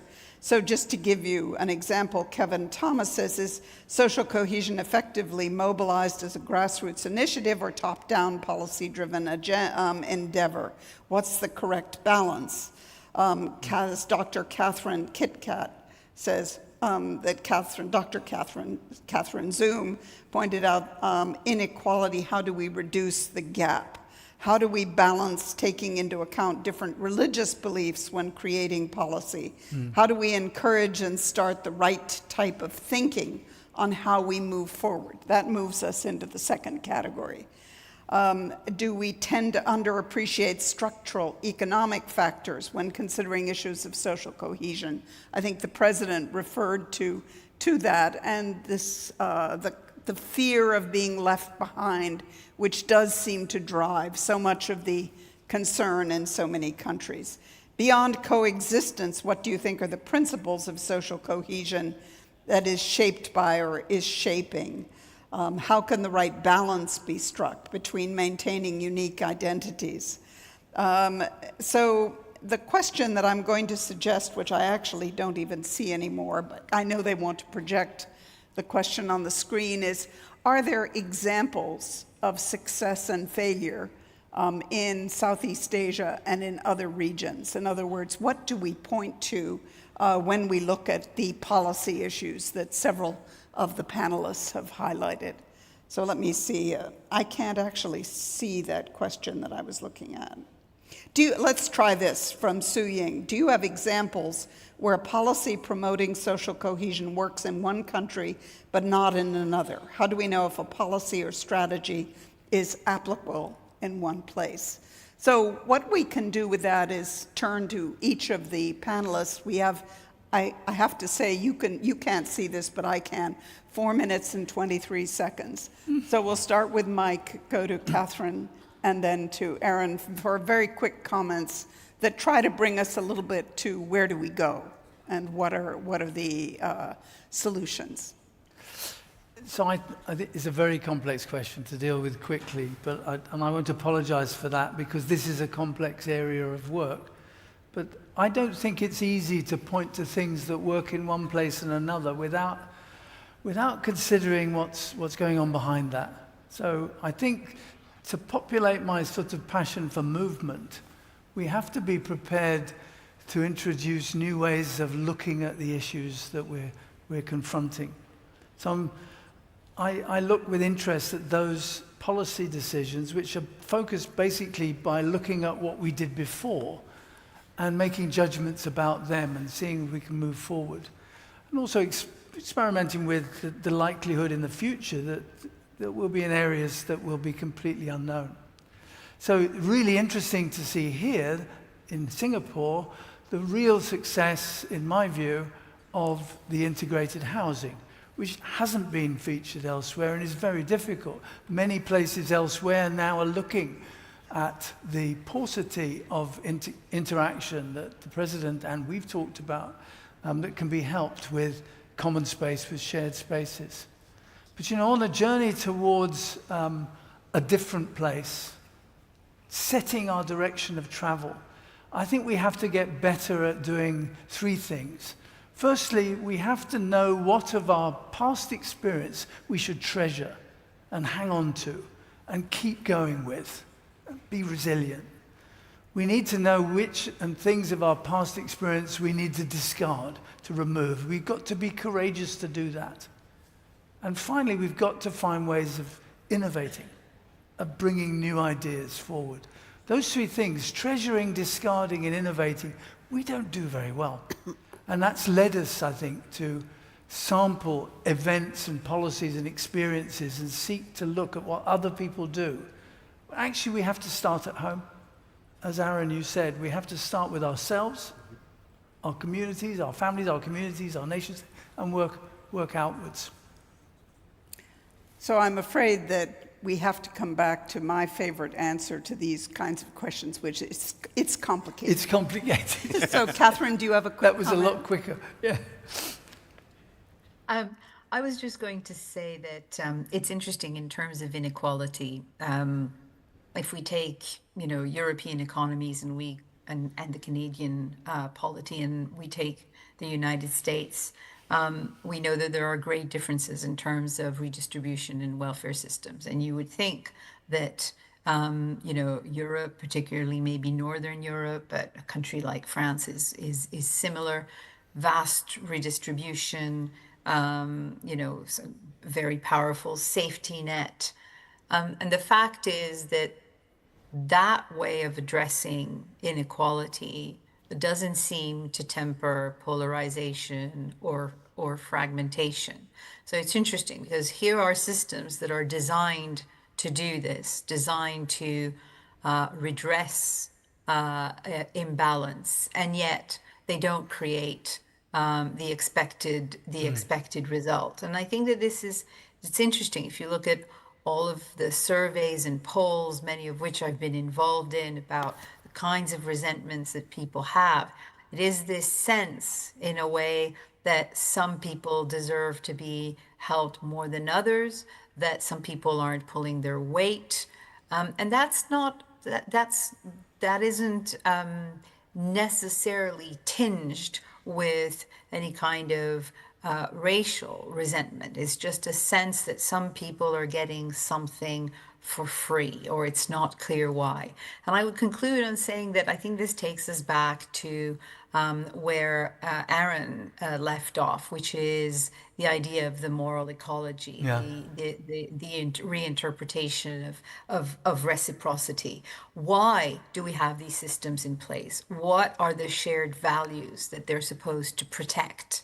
What is the aim? What is the objective? It's not just about management. It's actually about well-being, about happiness, about justice. And I think that this needs to be re-explored together if we want to address inequality. The screen has gone red, but I want to make sure Aaron has one last minute or half minute. Will do. I'll do it in a minute. And Catherine, thank you so much for doing this at 3 o'clock in the morning, your time. It must be so hard to do that. I really just have one thought in response to both your question and the two clusters that you mentioned, Catherine, because I think the best things that I've seen work are where communities look not just to protect and preserve their interests, but protect and preserve the interests of others as well. Right? When I served as a diplomat in Washington, D.C., whenever we met with different community groups, they always said that the best thing they could do was help others to preserve their interests. And when we do that, we start to create elements of that quilt or the moral ecology that actually interconnects us far more. When you find yourself focusing purely on your own community, that's usually when it starts to get very brittle and where the differences become reified and reinforced. And why do these things matter? They matter, first of all, because they come from a meaning of cohesion that's a bit more subtle than just fight or flight, that's a bit more subtle than just protection of ourselves, or what I like to call a cohesion of necessity. Right? This moves us beyond to a cohesion of goodwill, and also a cohesion of action, where we're doing things together because we're in the same boat, right? Being faced by problems that are planetary and far more boundaryless than they might have been before. And these are also then solutions that embody the paradoxes and the polarities that all three of us have been talking about. A lot of the questions you mentioned, Catherine, in terms of practical solutions, were asking, how do we choose between these seemingly opposed forces, right? Grassroots versus top-down, structural versus cultural, economic versus social factors. I really do mean it. The session I do this afternoon will be all about that, right, when we talk about polarities. But the sign-ups are done, so you can't now come into them. Please don't stress the poor organizers out on this. But the reason I bring this up is because when we adopt a polarity mindset rather than a problem mindset, seeing something as something to be managed rather than a problem to be solved, then we can adopt more nuanced approaches. We can see the movement across those extremes as just our organizations breathing out and breathing in, rather than being disparate choices. We need to do both all the time, across time. And the key to this is that neither side of these opposing factors should always and dominantly win, right? We should always be oscillating and kind of moving between them in as delicate a dance as possible. If we can embody that and contain those multitudes, then I suspect that's where we'll start getting to some really rich practical solutions. Thanks, Catherine. Well, I think we must reluctantly bring this session to a close. I think it has achieved the objective of setting out the complexity of the issues, both with concern and with illustrations of what we face as a global and a local community, but also some of the directions that we need to look as we look towards solutions. I will ask the organizers to make sure that I and my colleagues get copies of all of the questions so that we can reflect on them and continue the discussion over the days ahead. Thank you to all of you who did master Pigeonhole and give us these questions. And thank you to all the panelists and to all of you. Thank you, Catherine. Thank you, panelists. Thank you, Professor Marshall, for moderating this. We'd like to invite you to take a couple of steps forward just to have a photograph taken of the entire panel. Again, a round of applause, ladies and gentlemen, for the first panelists. And a very engaging session indeed. And Zoom, Catherine, we are getting you in the shot as well. Thank you. Thank you. Please take your seats. And ladies and gentlemen, thank you very much for your patience. I'm just going to get to this very quickly because I think we all need to stretch our legs a little bit at least. We are going to take a short 20-minute break, and light refreshments will be served outside in the foyer. Please note that there are dedicated buffet lines for our vegetarian and kosher friends. So we respectfully ask that these lines be reserved for those who have special dietary requirements. Thank you very much. We will be back here at about 11:15 for the next session. All right, ladies and gentlemen, a couple more announcements. Please leave your messages at the photo booth that we have in store in front of you, okay? I'm going to go through this very, very quickly. We also have the Cohesion Cafe located at the registration foyer. What is this all about? It's our very own pop-up space inspired by local flavors and shared moments. There you will find some delightful selection of familiar beverages and traditional snacks. Now, throughout the event, ladies and gentlemen, drop by any time to have a taste of something uniquely Singaporean right there. Again, do return to this very ballroom at 11:15 for us to keep in time, ladies and gentlemen, for the next session.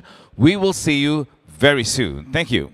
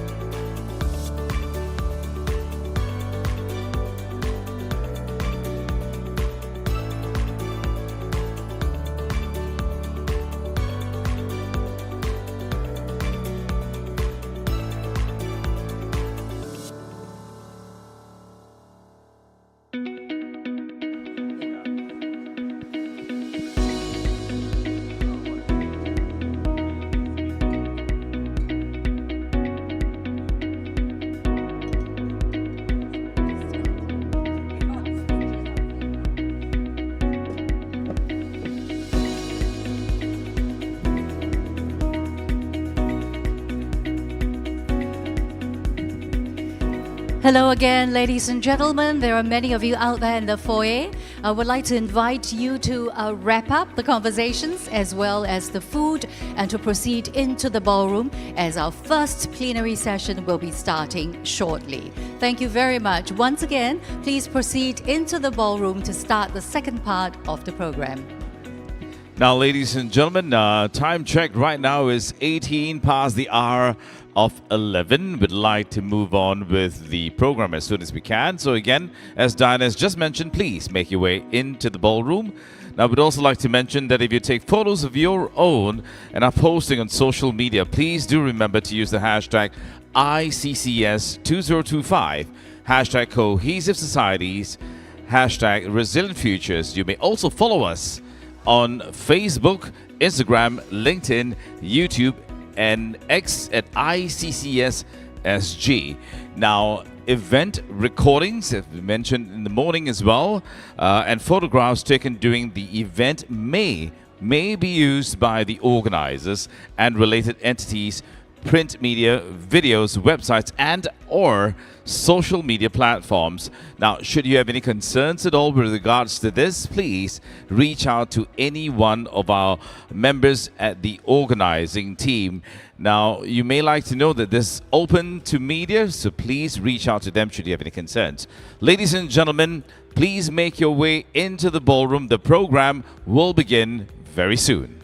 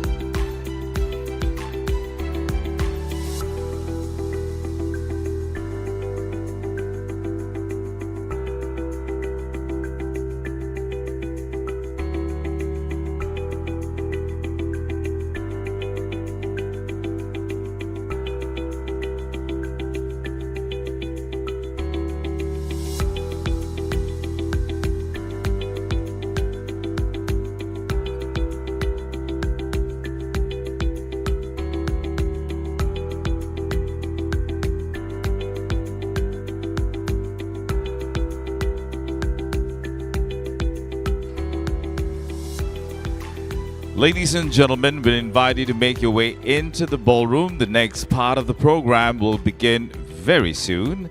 Again, we'd like to ensure that you finish up all you have on your plate and make your way towards the ballroom. Thank you.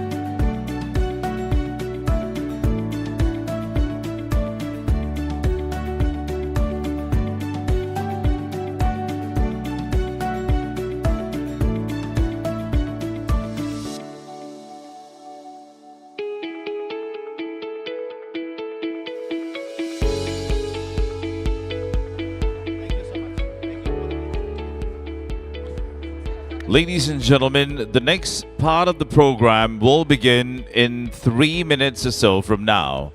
We'd like to invite you to make your way into the ballroom. This will be a very interesting discussion that we will have.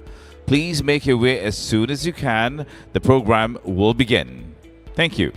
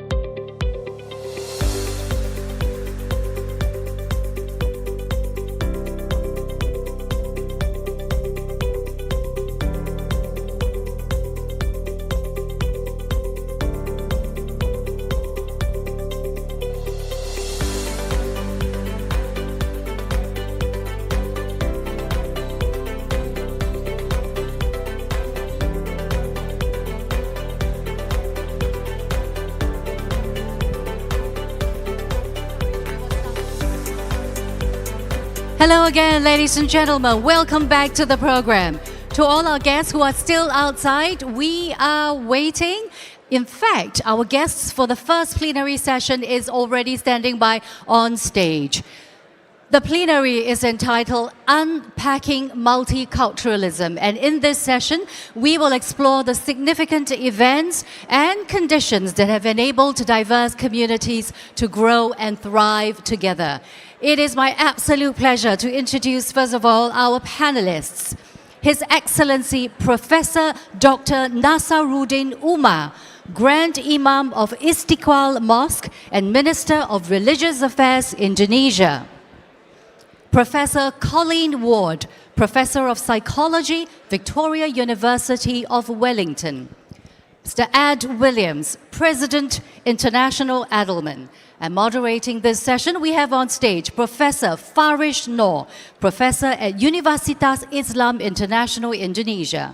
And ladies and gentlemen, we'd like for you to jump into the bandwagon for the Q&A session. Again, look at the QR code in front of you, scan that, submit your questions, and of course, Professor Farish Noor will moderate the Q&A segment as well.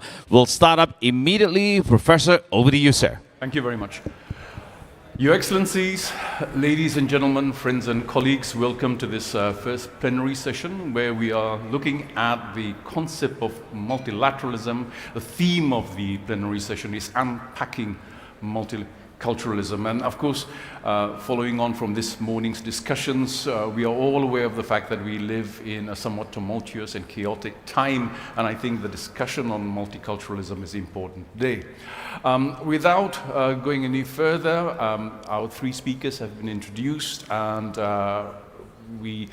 each speaker will be given 20 minutes. I'd like us to keep the timing as tight as possible because I think this is a subject that is very, very important and it deserves careful consideration and a discussion at the end of it. So please, everyone's an expert in pigeonhole now. I'm sure you can start feeding me the questions, and we look forward to a robust discussion at the end of this.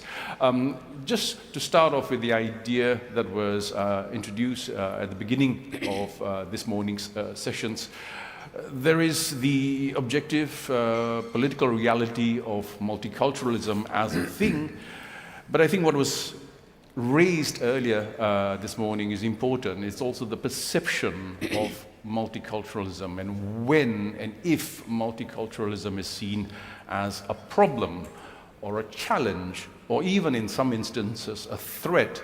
I think that's when the problem arises. Now, to unpack this problematic, this issue, we have three very illustrious speakers. So without further ado, I would like to invite His Honorable Professor Dr. Nasruddin Umar, Minister of Religious Affairs. Sir, the floor is yours. Thank you.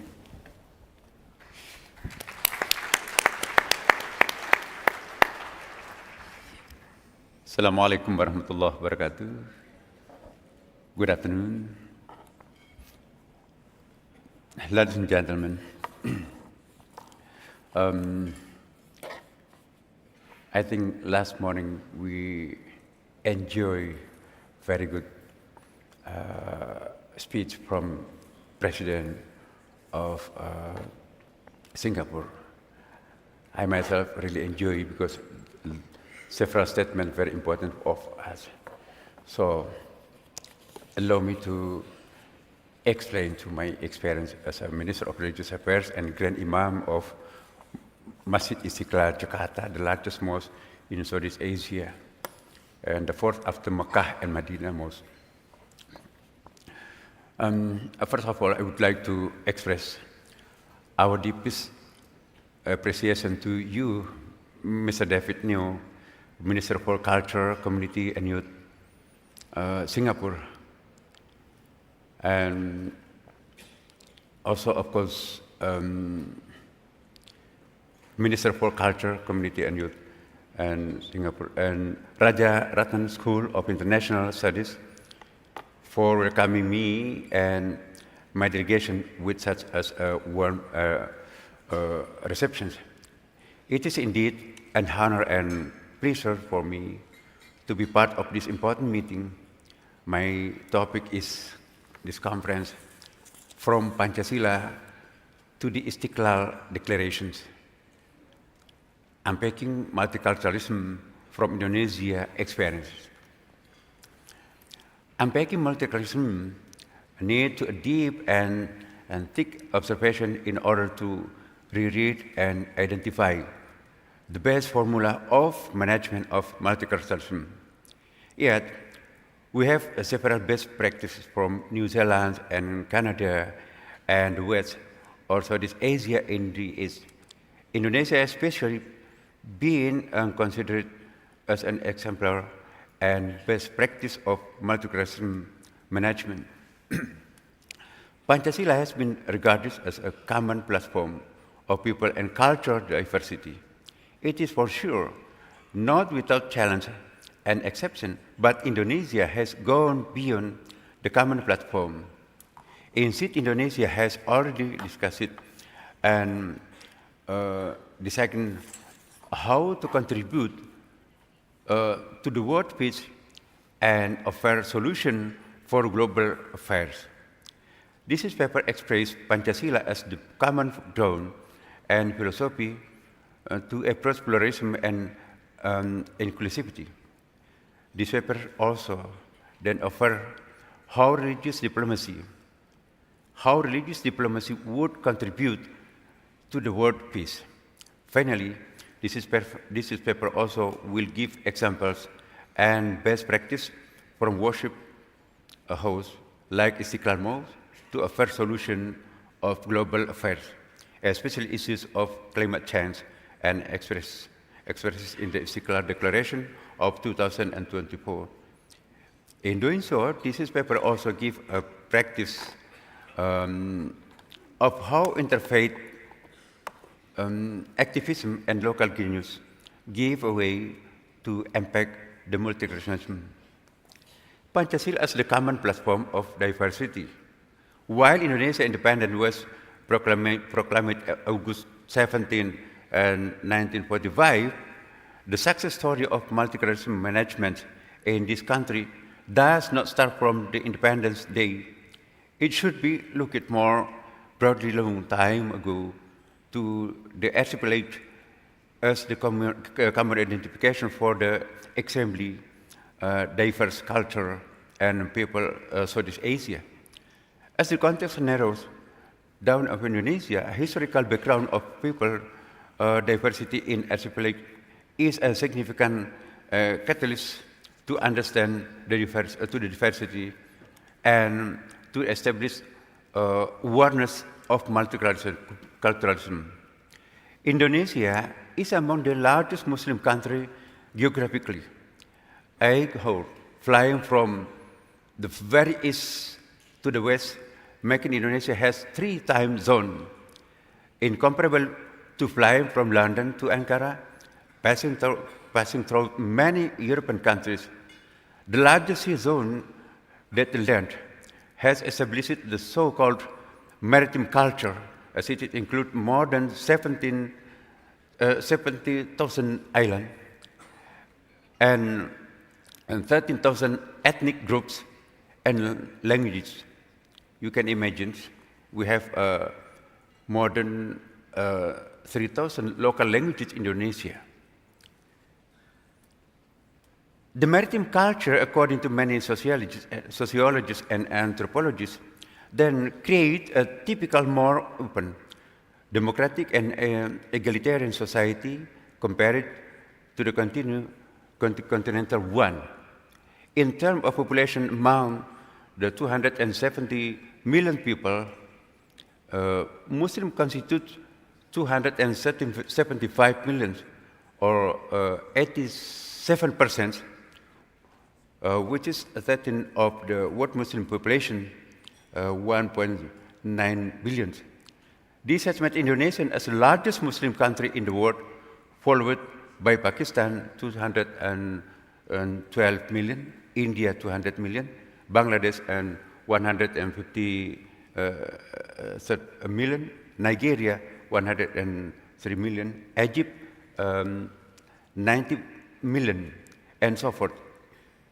And this is not overshadow other religious people, but this is a huge number has profit that Muslim is significant to take into account when talking about Indonesia. Archipelago has been known as the home of subculture. However, the long history of colonialism, such as the changing dominant religions group from Hinduism, Buddhism, and Islam, and the modern colonialism by Portuguese, Dutch, Japan, and British administration, has made Indonesian ever softer and receptive, even to the worst points of inferiority complex. However, the positive soft culture then contribute to the absence of massive conflict within this region for long time. How Indonesia has successfully managed such huge diversity while at the same time some modern countries have failed to maintain their unity? The answer is the ideology of Pancasila. Pancasila, the meaning is the five principles, and the great saying Bhinneka Tunggal Ika, united in diversity. Under the guidance of Pancasila, Indonesia has overcome many potential problems, always hunting this diversity multicultural society. There are several issues that might direct Indonesians into chaos. However, Pancasila, as the blended philosophy and common platform, has maintained and even enriched Indonesian diversity. Religion, including Islam, has become a point of political chaos and turbulence. The various Islamic groups have potential destructive force, as we could see in many Muslim countries. Indonesian Islam, however, has even become the uniting forces for the whole Indonesia. The strong and influential existence of Muslim mass organizations like Nahdlatul Ulama and Muhammadiyah, as well as other associations. The state's service of religions through the Ministry of Religious Affairs. The Organization of Islamic Education, including Pesantren is Islamic boarding school, very specific in Indonesia, and Islamic University. The Sunni and Shiite domination have established moderation to adjust dynamic change and challenge within Indonesian society. My current leadership in Ministry of Religious Affairs highly prioritized from a program called Curriculum Love. So this is very new of Indonesia, Curriculum Love. You know, what is the meaning of Curriculum Love? For my experience, a lot of religious teachers in Indonesia teach religion, not really teach regarding religion, but they teach about the heat and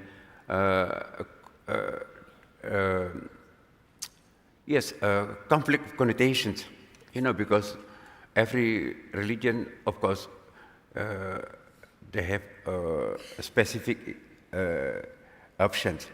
So this is, let me explain what is the meaning of curriculum of love. Promoting national commitment, promoting religious tolerance and moderation in the school, and calls each citizen, regardless of its religion, to subject to the constitution of the country, that is Pancasila, official philosophical foundation of Indonesian state, comprising the 5 principles, including belief in the divinity of one and only God. The 1945 Constitution, or Undang-Undang Dasar 1945, and encourage United States of the Republic of Indonesia and Bhinneka Tunggal Ika, Unity and Diversity, being religious or default or religion adherents mean being good citizen. Being good people is to subject to that a nation commitment or the obedience to the constitution of the country.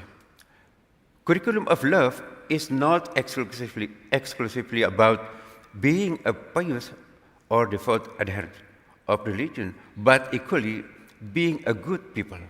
In other words, paying respect and treating all citizens equally, no matter what religion and faith they decide to adhere. Teaching tolerance and avoiding hatred is the key to manage religious pluralism and diversity in Indonesia. Being tolerant does not mean believing that all religions promote identical theology and teachings. Every religion has its characteristic and fundamental teaching, distinguish each from other religion. Tolerance means respecting other and allowing to freely perform their religion. It is the constitutional right of each citizen. And the third, another aspect of religious curriculum of love is nurturing and respecting local living tradition. Religious values are manifested in a living tradition.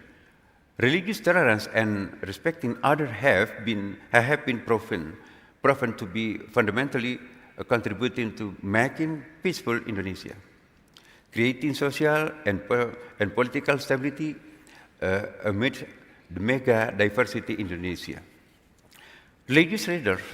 Religious-based civil society organizations, religious-based education institutions have been playing fundamental role in providing access and good quality education in Indonesian children.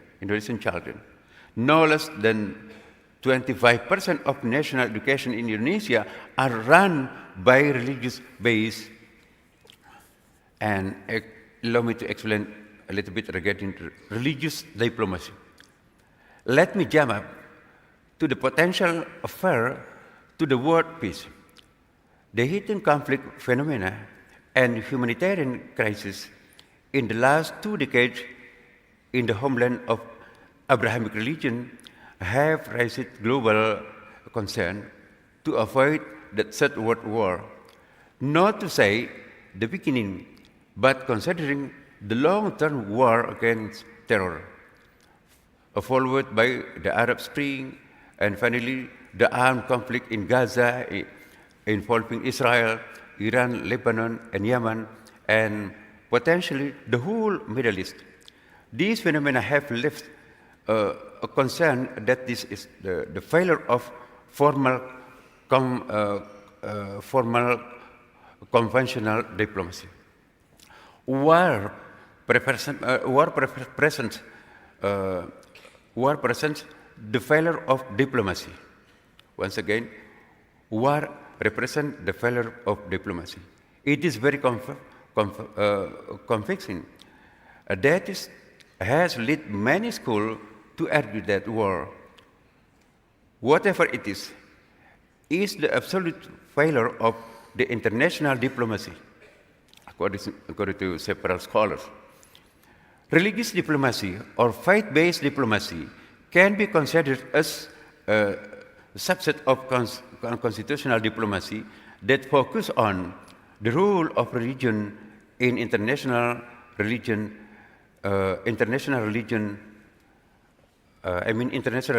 and the diplomatic effort aimed at engaging religious actors and addressing religious issues. Its conceptual background draws from various disciplines, including political science, international relations, theology, and religious studies.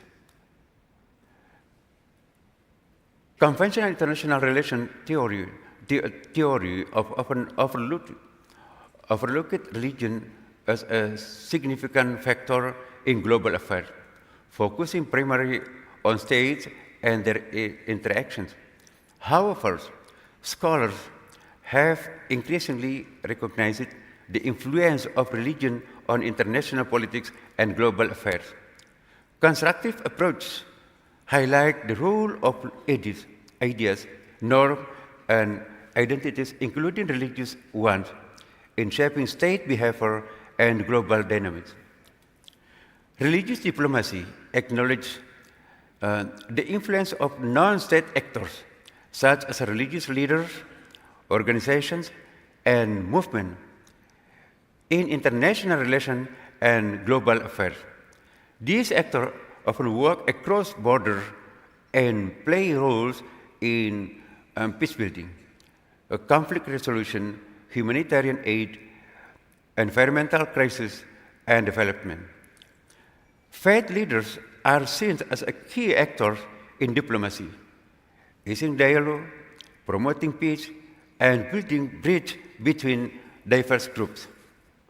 Understanding their motivation on the way out of climate change, networks, and interactions with state actors is crucial for effective religious diplomacy. Interfaith dialogue aims to promote understanding, tolerance, and cooperation among different religion communities. It is often involved engaging with other religions and promote mutual understanding and cooperation. It is a key component of religious diplomacy, facilitating communication and collaboration across religious divide. Interfaith initiative can address global challenge, promote shared values, and contribute to conflict resolution and reconciliation, and surely issues of environmental crisis. I myself emphasize that religious diplomacy reflects recognition of the significance of religion in shaping global affairs and the significance of engaging religious elites or actors, as well as religious values, in diplomatic efforts to promote peace, stability, environmental sustainability, and collaboration in global context. To support religious diplomacy and awareness rebuilding of environmental crisis, Kalimatun Sawa, or meeting point of religion, must be discovered and identified. Meeting point of religion refers to areas where different religious traditions intersect, overlap, or share common ground. This meeting point can provide there. The last one, Istiqlal Declaration. You know, Istiqlal Mosque, we have very specific mosque. We just find 8 international awards from the World Bank, from Washington, D.C. Why? Because in Istiqlal Mosque, we have many distinctive mosques, like we have a tunnel of friendship. We have a special tunnel connecting between Istiqlal and Cathedral Church. And also we have joint parking, cathedral and mosque. And also we have interfaith painting in the tunnel.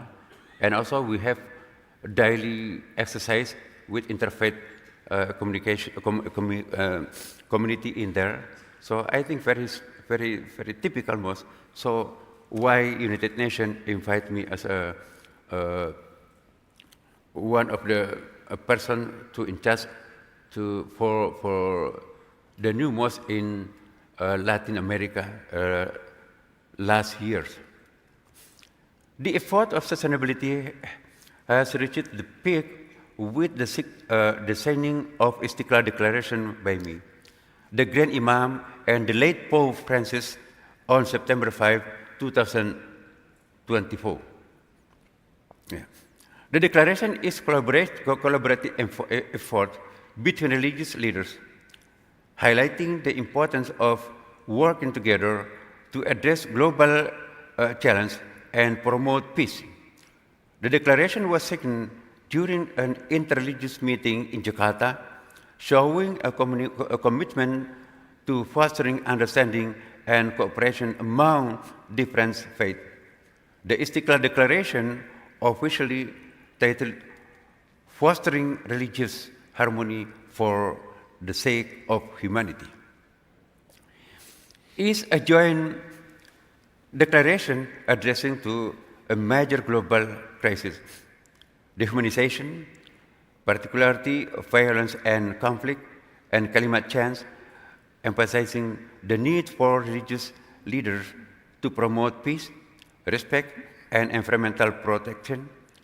The declaration highlights the urgent need to address the crisis of dehumanization, often worsened and exacerbated by the measure of religion and climate change, which threatens the well-being of humanity. It emphasizes the role of religion in promoting peace, interreligious dialogue, and respect for human dignity, urging religious leaders to foster understanding and cooperation. The declaration recognizes the importance of environmental stewardship and calls for decisive action to protect the natural world, acknowledging the impact of climate change on global harmony. The declaration underscores the inherent dignity of every human being, advocating for the protecting of vulnerable population like women, children, and elderly. So this is my conclusion. In conclusion, let us remember that our faith and our duty to the world, peace, and environment are inseparable. The worship house stand has become of hope, guiding us to act with wisdom, compassion, and courage. Together we can foster a culture stewardship, ensuring that we live a thriving, peaceful planet for future generations. As critical contents of community community life, and spiritual guidance, worship hosts have a pivotal role to play in addressing climate change by embracing their ethical responsibility, educating their congregates, engaging in community initiative, and adopting sustainable practice and collaborating with other faith communities. Worshippers can become powerful agents of change. In doing so, they fulfill their spiritual mandate while contributing to a healthier planet for future generations. The time of action is now, and the worship host can lead the way in fostering a culture of environmental stewardship with the community. Based on this deep concern, I myself address an urgent matter that intertwines our spiritual obligation with our responsibility to the earth, environmental issues, and the role of the mosque or worship house in this critical dialogue. As we move forward, let us embrace our role as a character of this earth. May our action reflect our values, and may we be a source of inspiration for others to join us in this essential mission. Thank you very much. Assalamu alaikum warahmatullahi wabarakatuh.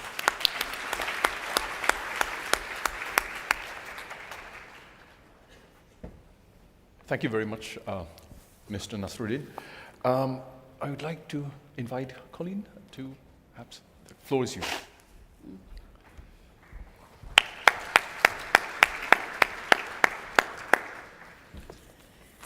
I'd like to thank the Rajaratnam School of International Studies and also the Ministry of Culture, Community and Youth for extending an invitation for me to join this conference, ICCS 2025. It is really a privilege to be here.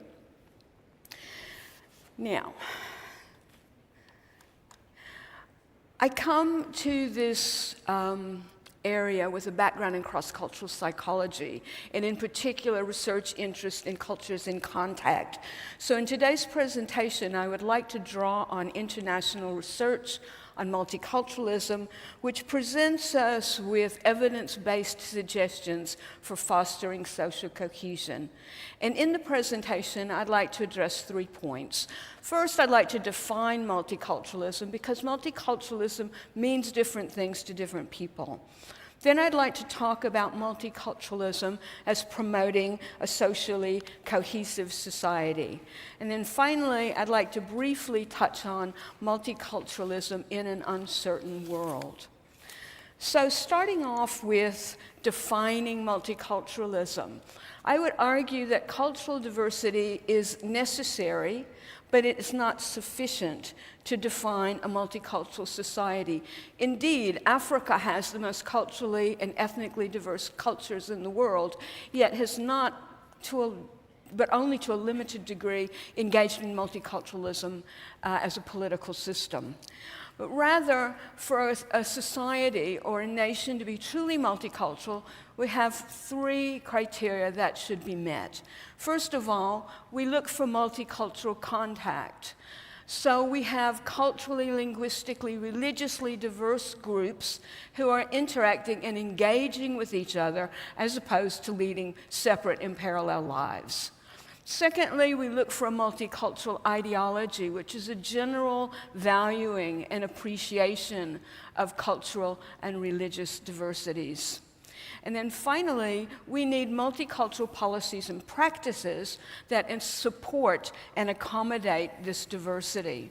So viewed from this perspective, the goals of multiculturalism are ensuring cultural maintenance of culture, identity, of language for all ethnocultural and religious groups, but at the same time ensuring they participate in an equitable way in the wider society. And when we achieve those goals, we also find we achieve social cohesion.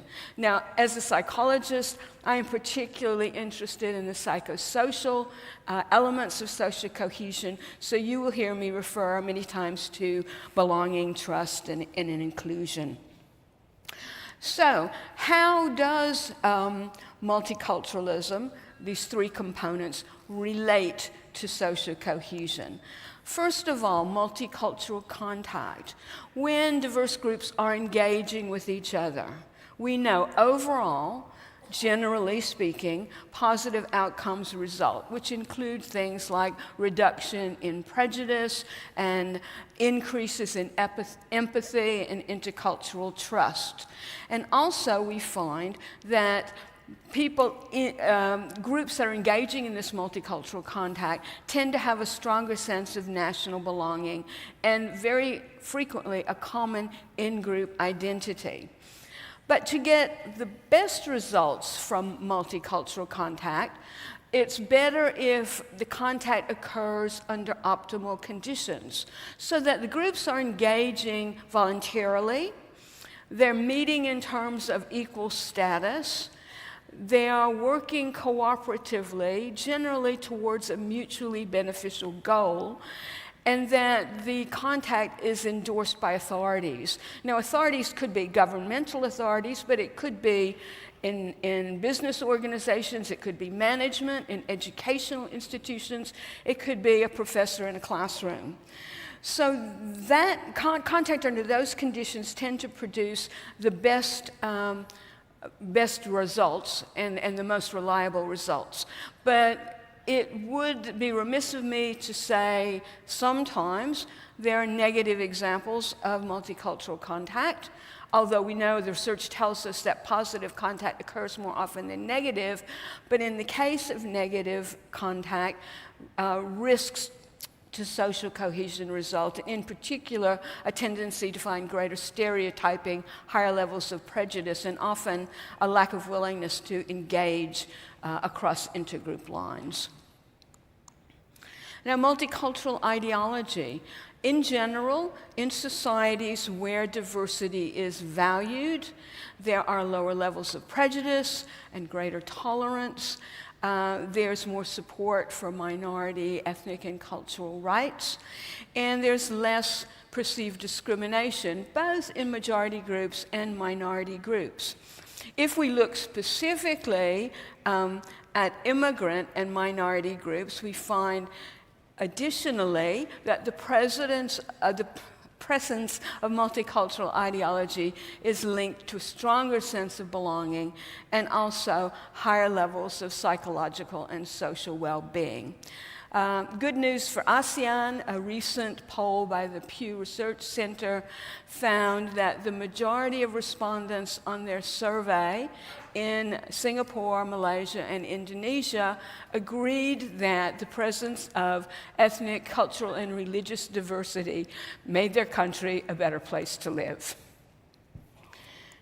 Finally, going beyond the content and the ideology, we have the issue of multicultural policies.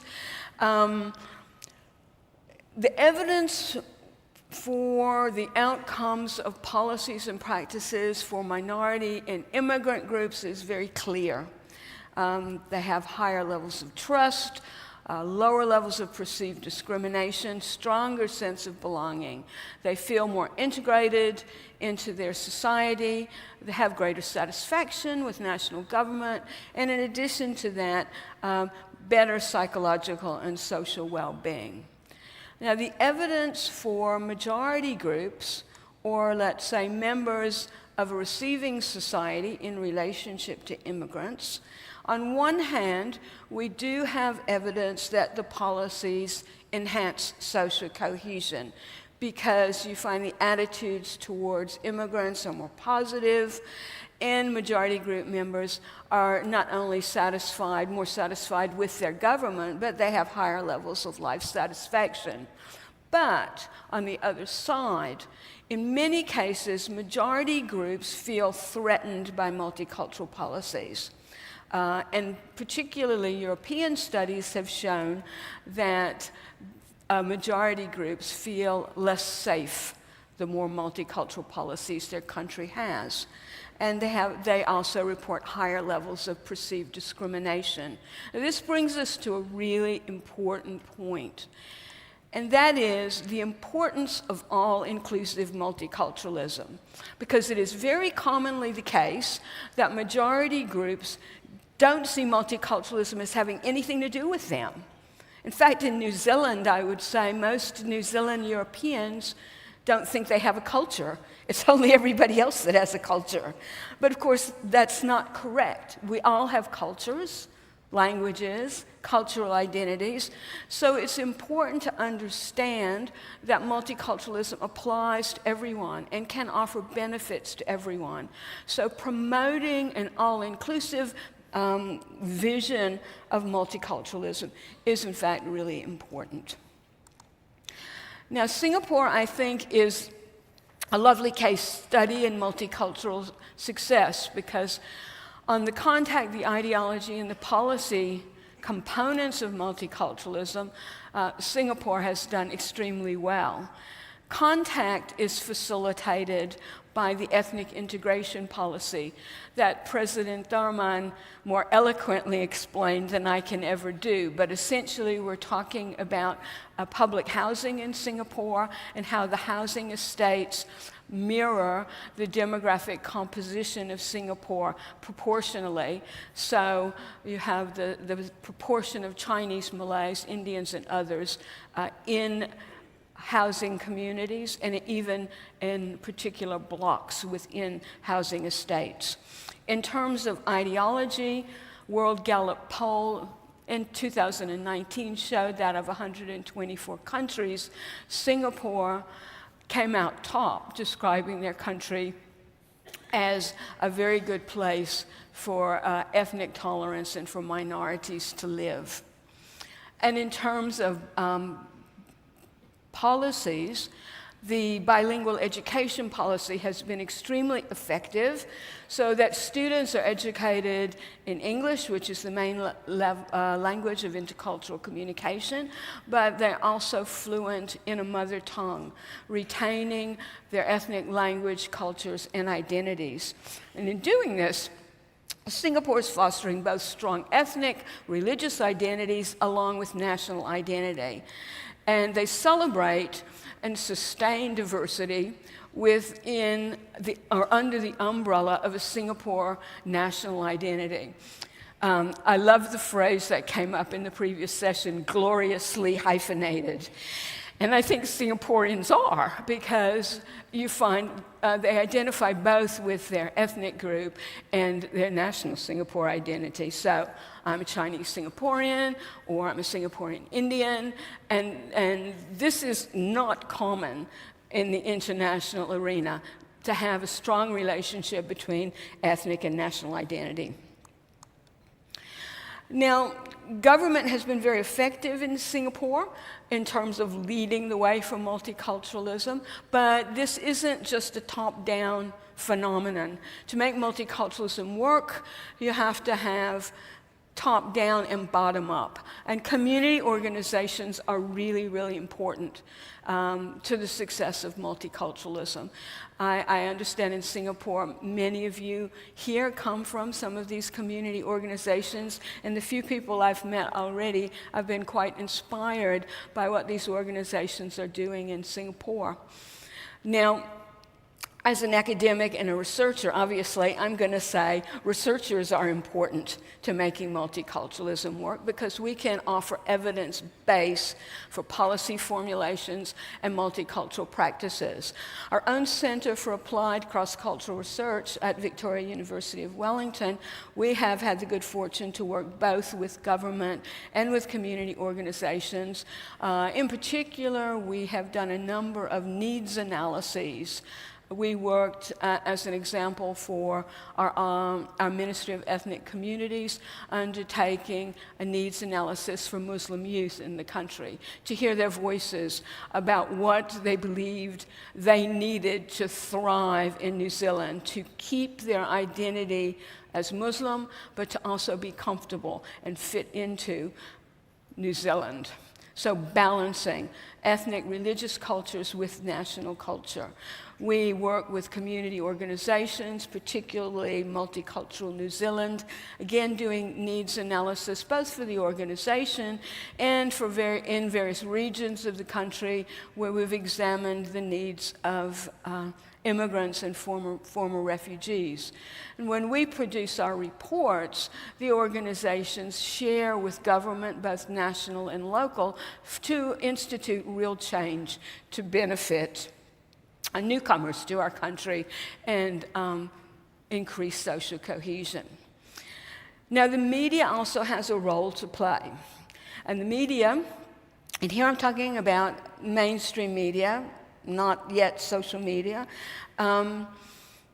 Unfortunately, in New Zealand, they say, if it bleeds, it leads.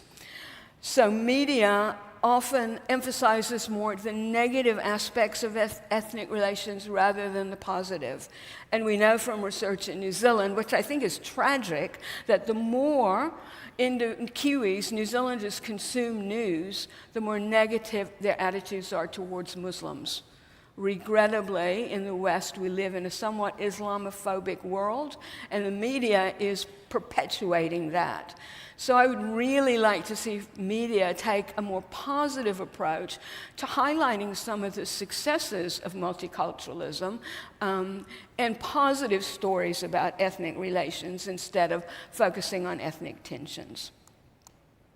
Now, finally, multiculturalism in an uncertain world. Things are looking pretty bleak. Research across the globe is telling us that discrimination is rising, anti-immigration attitudes are growing, that due to ethnic and religious conflict, numbers of refugees and internally displaced people are increasing. Increases in hate speech and other hate crimes in North America, Australasia, and most of Europe, and growth in far-right nationalist parties and politics. It sounds pretty bleak. Why? Why? And I'm going to give you one perspective, and this is only one perspective, and I would say threats. We're living in an uncertain world full of existential threats. War and international conflict, prominent today. Climate change and increasing natural disasters, economic threats, trade wars, high inflation, market volatility, financial crisis, not looking good on the economic front. International pandemics, we've survived COVID, but when's the next one? And then misinformation and disinformation in the media. Now, I'm not going to tell you that threats, these kinds of existential, or we call ecological threats, are a direct cause of decreasing social cohesion. But what I am going to share with you are the findings from research that we have done going back to cultural and cross-cultural psychology on ecological and cultural factors that underlie the global distribution of prejudice. And what we find is when countries or societies are subjected to ecological threat, they tighten. Cultural tightness increases. And what I mean by that is social norms are prescribed, and there is no tolerance, or little tolerance, and no tolerance for deviance from those norms. So while there are beneficial aspects of social regulation like this, culturally tight societies are less open to novelty or difference. So essentially what we find is that tight cultures are more prejudiced cultures. So here we have like a chain of events. We have modeled this across 25 countries, and we see these relationships. It's not to suggest that's the only way the relationships can go, because they can be bidirectional in some cases. But what we do find is this relationship between threat, tightness, and prejudice. And we've replicated this finding not only across 25 countries, but the research team has looked at this within the 50 states in the United States of America and found the same pattern. So I know that sounds like I'm ending on a pessimistic note. I brought up the issue of threat, and our next speaker is going to discuss that in more detail, and fortunately offer some suggestions about how we can address those threats. But I do think acknowledging the threats and their influence and impact on social cohesion does make bridges for us to go to days 2 and 3, which is about navigating uncertainty and forging social resilience. So my final comment is multiculturalism is more about the journey than the destination. There are no perfect multicultural societies, but we can be on the road to improving both multicultural nature of our countries and also enhancing social cohesion. So thank you. Thank you very much, Colin. I'd like to invite Ed to the floor. Thank you so much. Thank you, Prof.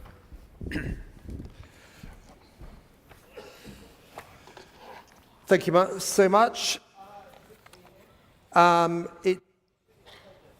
Back here in Singapore, this is a country, as you've just heard from Colleen Ward, that knows a lot about the strength and resilience of multicultural societies. It exemplifies how, I think, diversity, when embraced and thoroughly managed, can be a source of sovereign strength.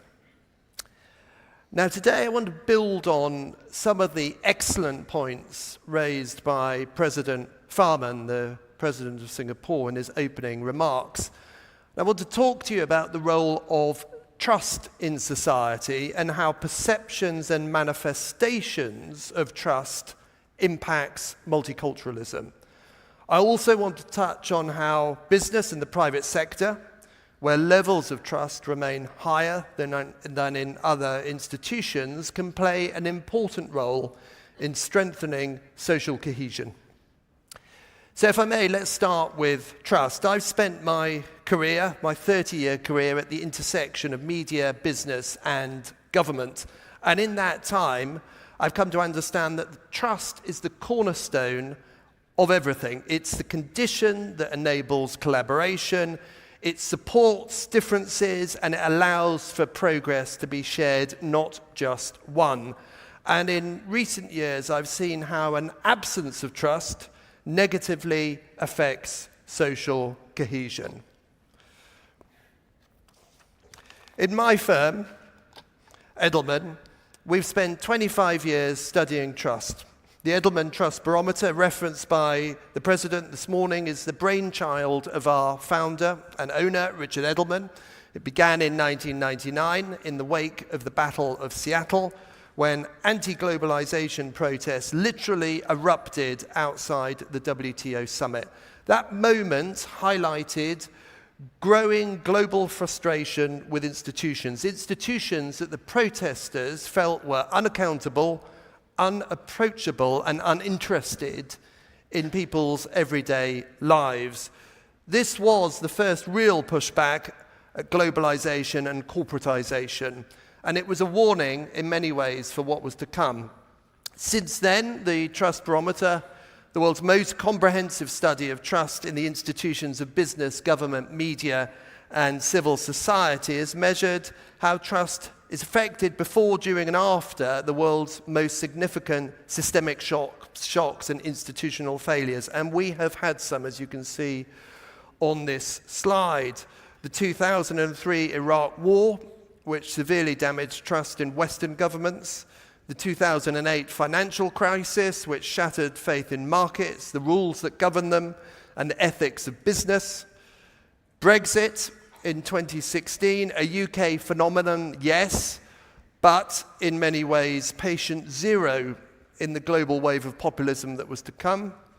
And in more recent years, the mainstreaming of populism, and elsewhere in the world, the strengthening of autocracy at the expense of democracy, is a product, in part, of people's distrust of our political leaders and their failure to deliver on their promises. You also see here, of course, COVID-19, which rewired our expectations, and where, with government faltering, business quickly emerged as a more trusted institution, in part because it acted in many countries with greater speed and clarity and competence.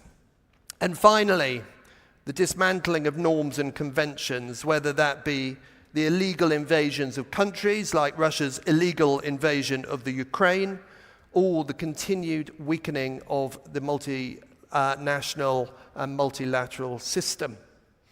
And yet, this year, on the 25th anniversary of our study, we found something darker taking root. Not just distrust, but active grievance.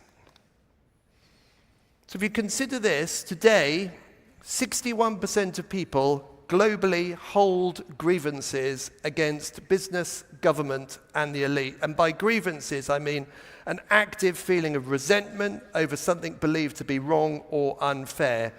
We note a majority agreeing with 4 statements. Business and government serves a select few. Business and government's actions hurt me. The system favors the rich, and the rich are getting richer. This sentiment is not confined to any one region. It's a global phenomenon. In 25 of the 26 countries we survey, the majority hold this sense of grievance.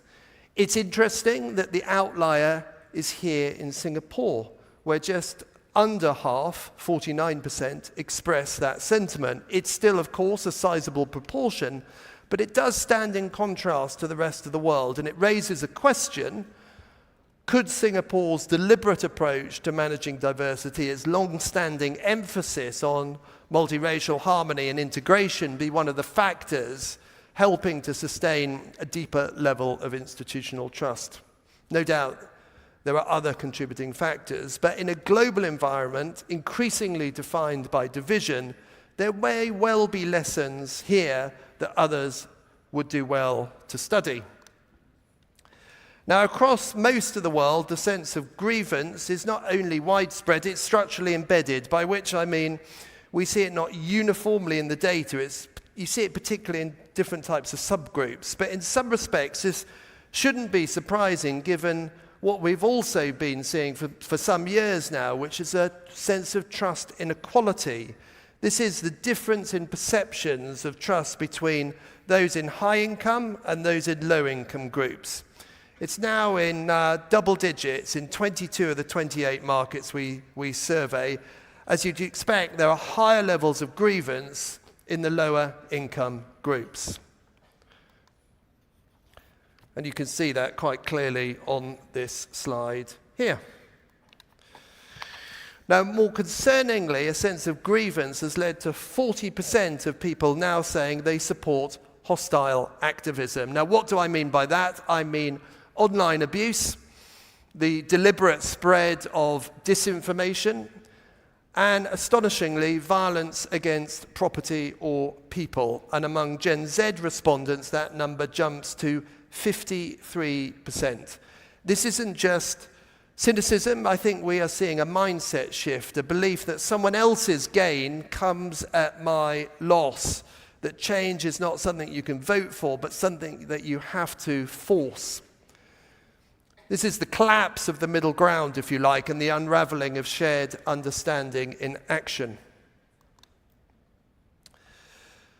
Now, compounding and contributing to this erosion of trust and emergence of grievance is the proliferation of disinformation, the poisoning of the information well, principally via social media platforms. Now, this has been an important theme from the Trust Barometer over the last quarter of a century, and something that we refer to as the battle for truth. The erosion of trust, the fragmentation of the media, and growing divisions within society have been both accelerated and exploited by those who see opportunity in chaos. At the Institute of Strategic Dialogue, where I serve as a board member, we've seen how bad actors systematically weaponize disinformation to fracture social cohesion, particularly along ethnic, religious, and political lines. These bad actors use sophisticated methods, but their goal is simple: deepen polarization through creating tensions and so-called wedge issues, pitting groups against each other. Now, disinformation isn't just noise. For them, it is a strategic tool. It feeds grievances, amplifies fears, and is designed to undermine the legitimacy of institutions. We saw it during the pandemic, did we not, when online content about masks, vaccines, and lockdowns collided with pre-existing mistrust in government and science. And in many countries, this disinformation wasn't just harmful, it was fatal. If you think about Brazil and parts of the US, and it's left a lasting scar, a public less willing to believe official sources, less inclined to trust science or experts, and more drawn to conspiracy.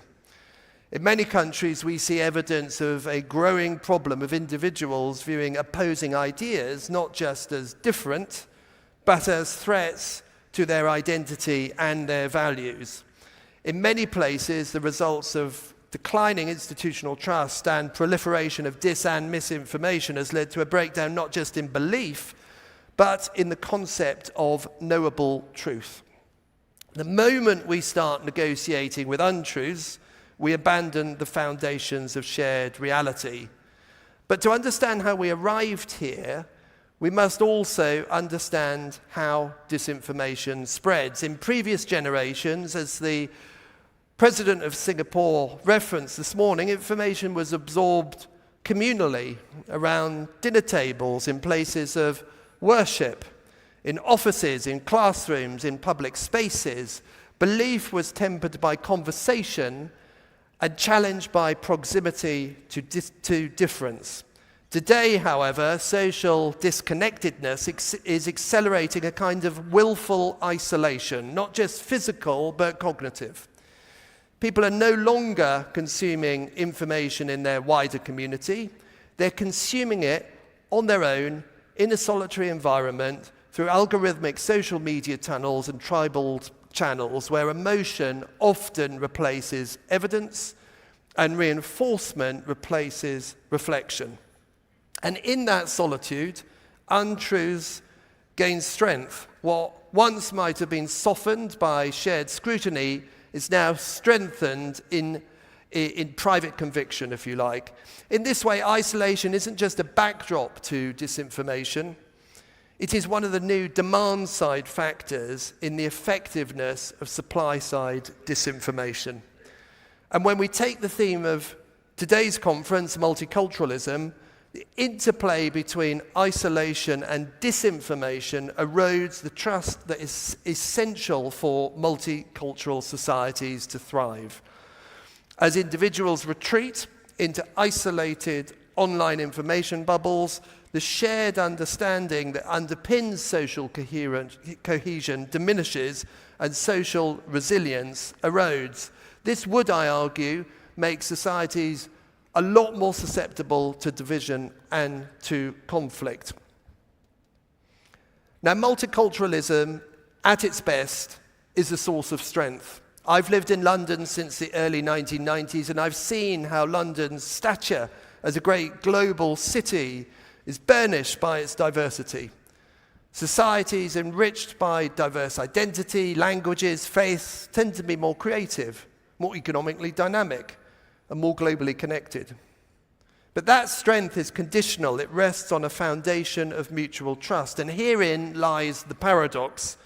Multiculturalism requires trust to flourish. But in today's environment, when trust is in short supply and disinformation runs unchecked, it is not multiculturalism itself that falters, but the willingness to uphold and embrace it.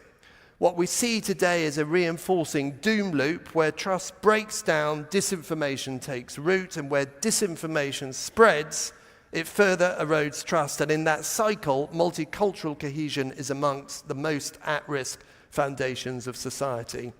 In their recent work on online extremism in Southeast Asia, the Institute for Strategic Dialogue documented coordinated attempts to frame interfaith tensions as existential threats. In Europe and in North America, Islamophobia and anti-Semitism are increasingly used as tools of political mobilization. This is a global pattern. The goal is always the same: to erode cohesion by replacing curiosity with fear.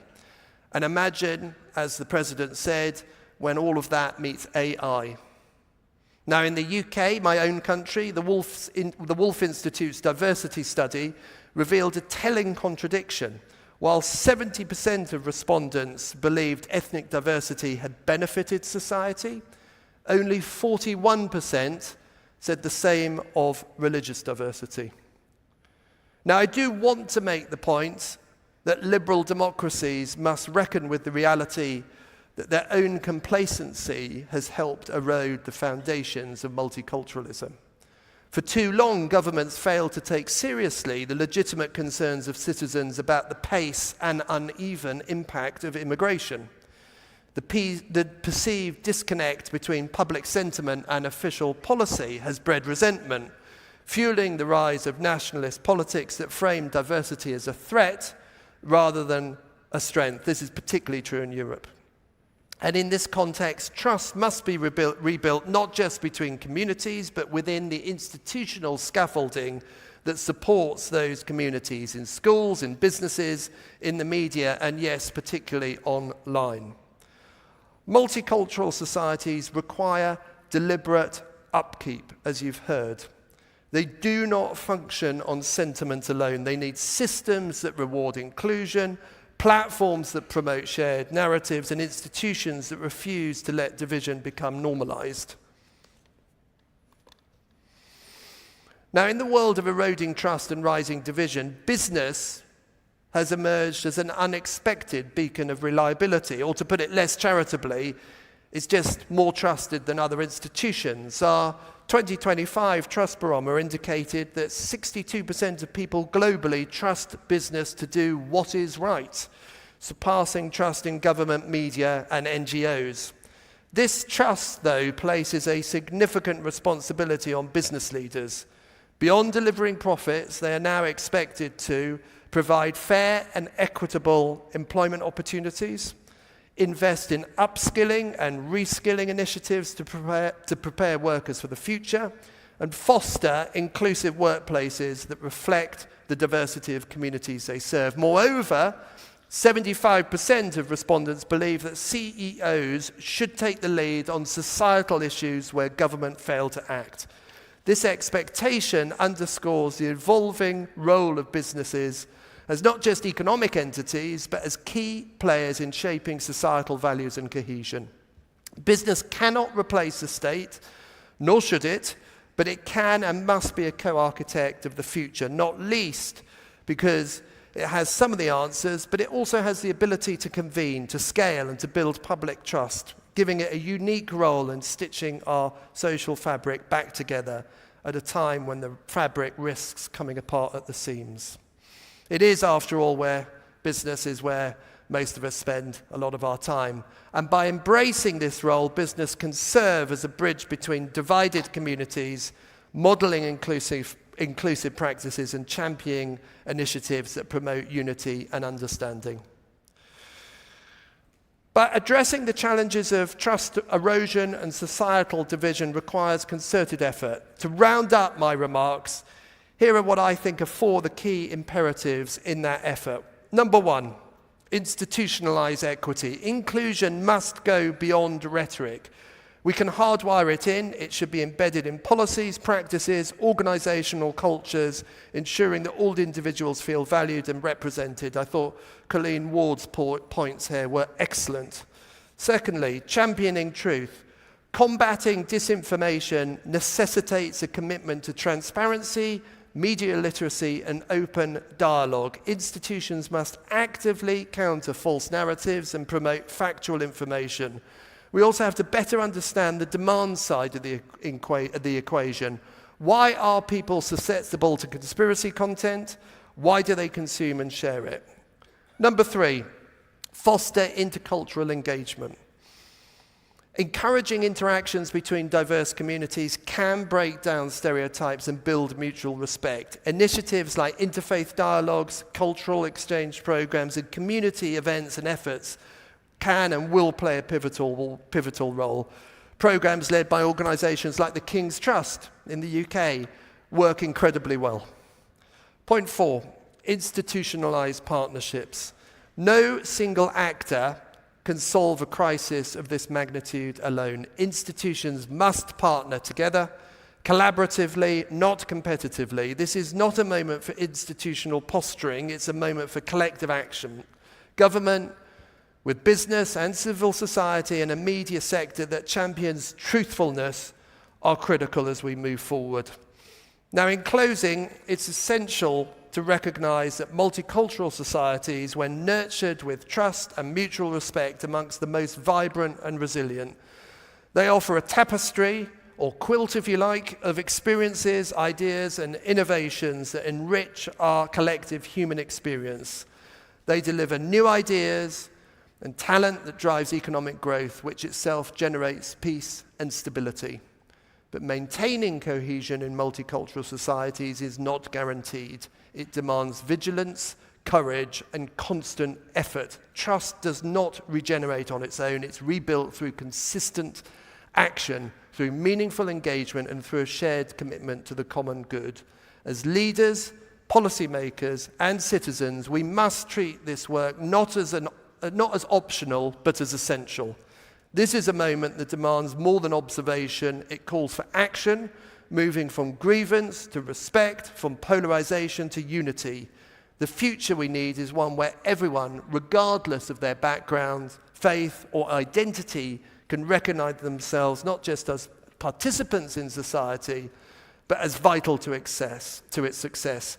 That future is within our reach, but only if we choose to build it together. Thank you very much. Thank you very much, Ed. Ladies and gentlemen, in a sense, my duty today is also to be the station master to make sure that the trains run on time, and we have exactly 4 minutes before we end. Now, the problem with having 4 minutes is that it is humanly impossible for me to actually pose questions to the members of our panel and to get replies, but I think it's only fair that I try to at least mention the questions, read out some of the questions. The questions come, I notice, I have a lot of questions here, but they tend to be clustered around 2 general themes. One has to do with this idea of how do we see, how do we read the success of multiculturalism? Aaron asked the question, Cheng asked the question, when do we know that multiculturalism is flourishing? Because there's been a lot of talk today about the decline of support, the lack of enthusiasm, multiculturalism in crisis. Well, what are the signs? And I think this is important for us to bear in mind.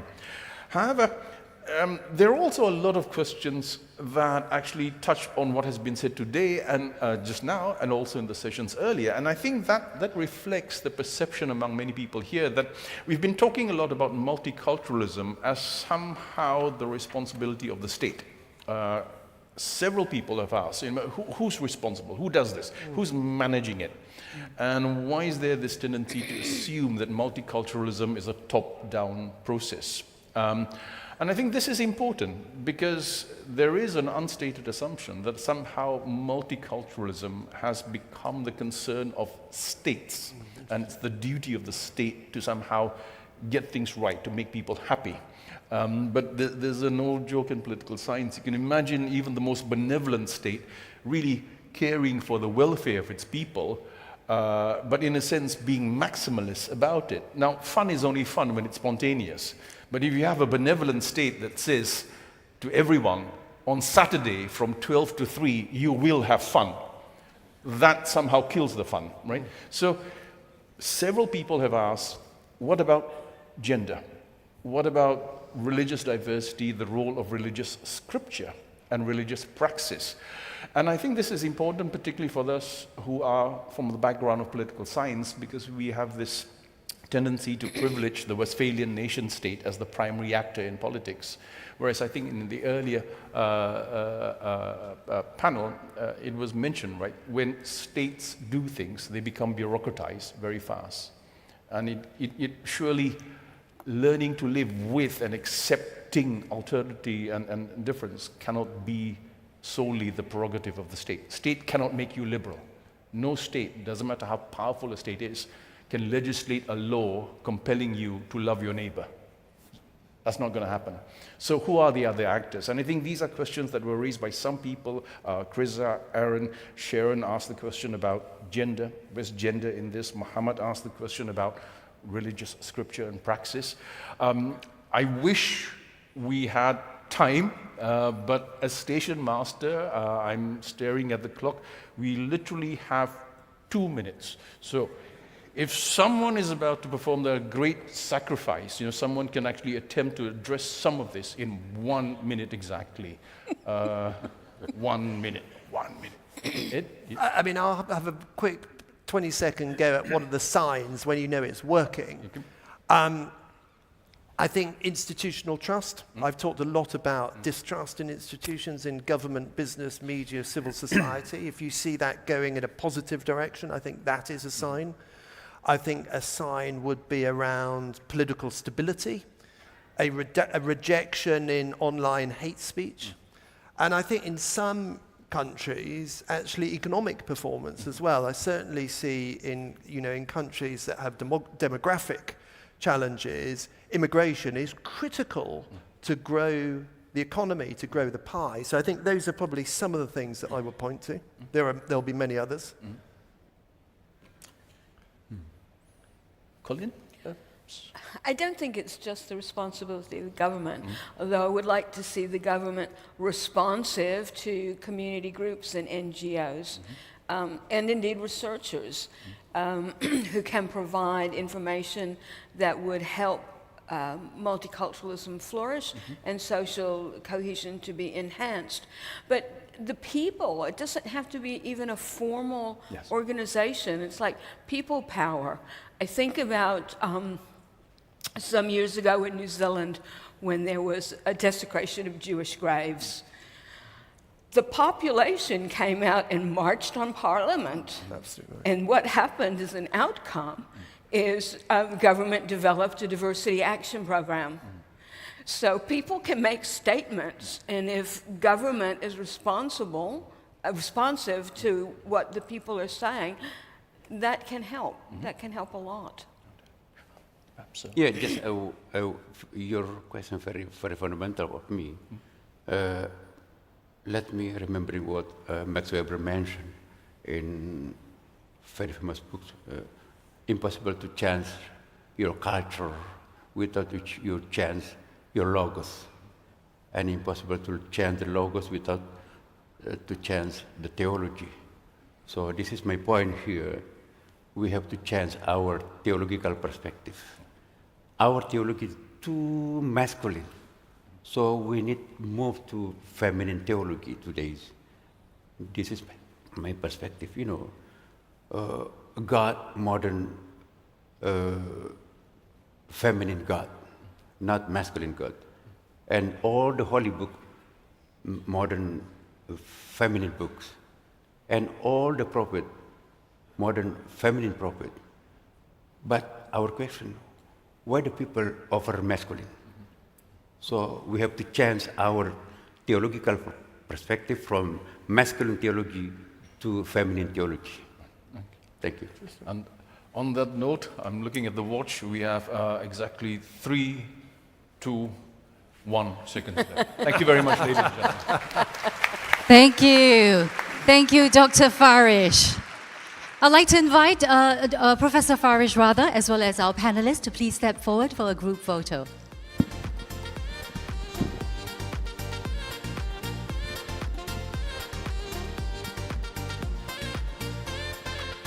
And ladies and gentlemen, for you is the countdown to lunch, as a matter of fact. And just before we break you for lunch, ladies and gentlemen, in between lunch and you, we have a couple of important, pertinent housekeeping announcements to make. Thank you very all. much, Thank you panelists. all on stage. I'd like to invite you to take your seats. Right, as our panelists make their way to their seats, allow me to move on to these very important announcements, ladies and gentlemen. Now, these announcements are for your next sessions after lunch. Take a look at the screen as we will now show you where exactly to go for each session. For breakout 1 or B1, please return to this very ballroom. Breakout 2, B2, please proceed to the Olivia room. And all of this information is on your badges already right now, ladies and gentlemen. Breakout 3 will be the Sophia room. Workshops 1 will be Indiana Minto room. Workshop number 2 at the Morrison room. Workshop 3, more room. Workshop 4 is at the Mercury Enterprise room. And finally, workshop 5 will be at the Hullett room. Not to worry, we have ushers all around to guide you to the correct destination of your choice as you are ready, after lunch that is, when you're ready to go. All right? Now, if you're coming for this evening's event, if you're coming for the Community Exploration Tours this evening, you need to gather at the registration counter at the Central Atrium. Not to forget to bring your badges with you. You'll be able to find your location at the front of your badge. Ladies and gentlemen, lunch will be served outside in the foyer. Of course, we remind you that the dedicated buffet lines for vegetarian as well as our kosher guests are reserved only. We hope we seek your understanding and your cooperation. Secondly, we would love for you to pen your thoughts about this morning's session on the digital message wall right outside. Please lend your voices to the community voices of ICCS 2025, just day 1. And lastly, the photo booth is right outside. Take a picture on each day so that we can see your outfits, okay? That's all from me. And again, the Cohesion Cafe to have your local delights. We've got our tahui and our chin chow drinks, which is very, very local. Do enjoy that, ladies and gentlemen. And Kueh Bangkit, one of my favorites, Diana. Kueh Bangkit, we have that available at the Cohesion Cafe as well. This is open throughout the entire day, ladies and gentlemen. And again, do continue your conversations later this evening in our session as we gather together. For now, ladies and gentlemen, that's all we have to say. Bon appetit and enjoy the rest of the day at ICCS 2025.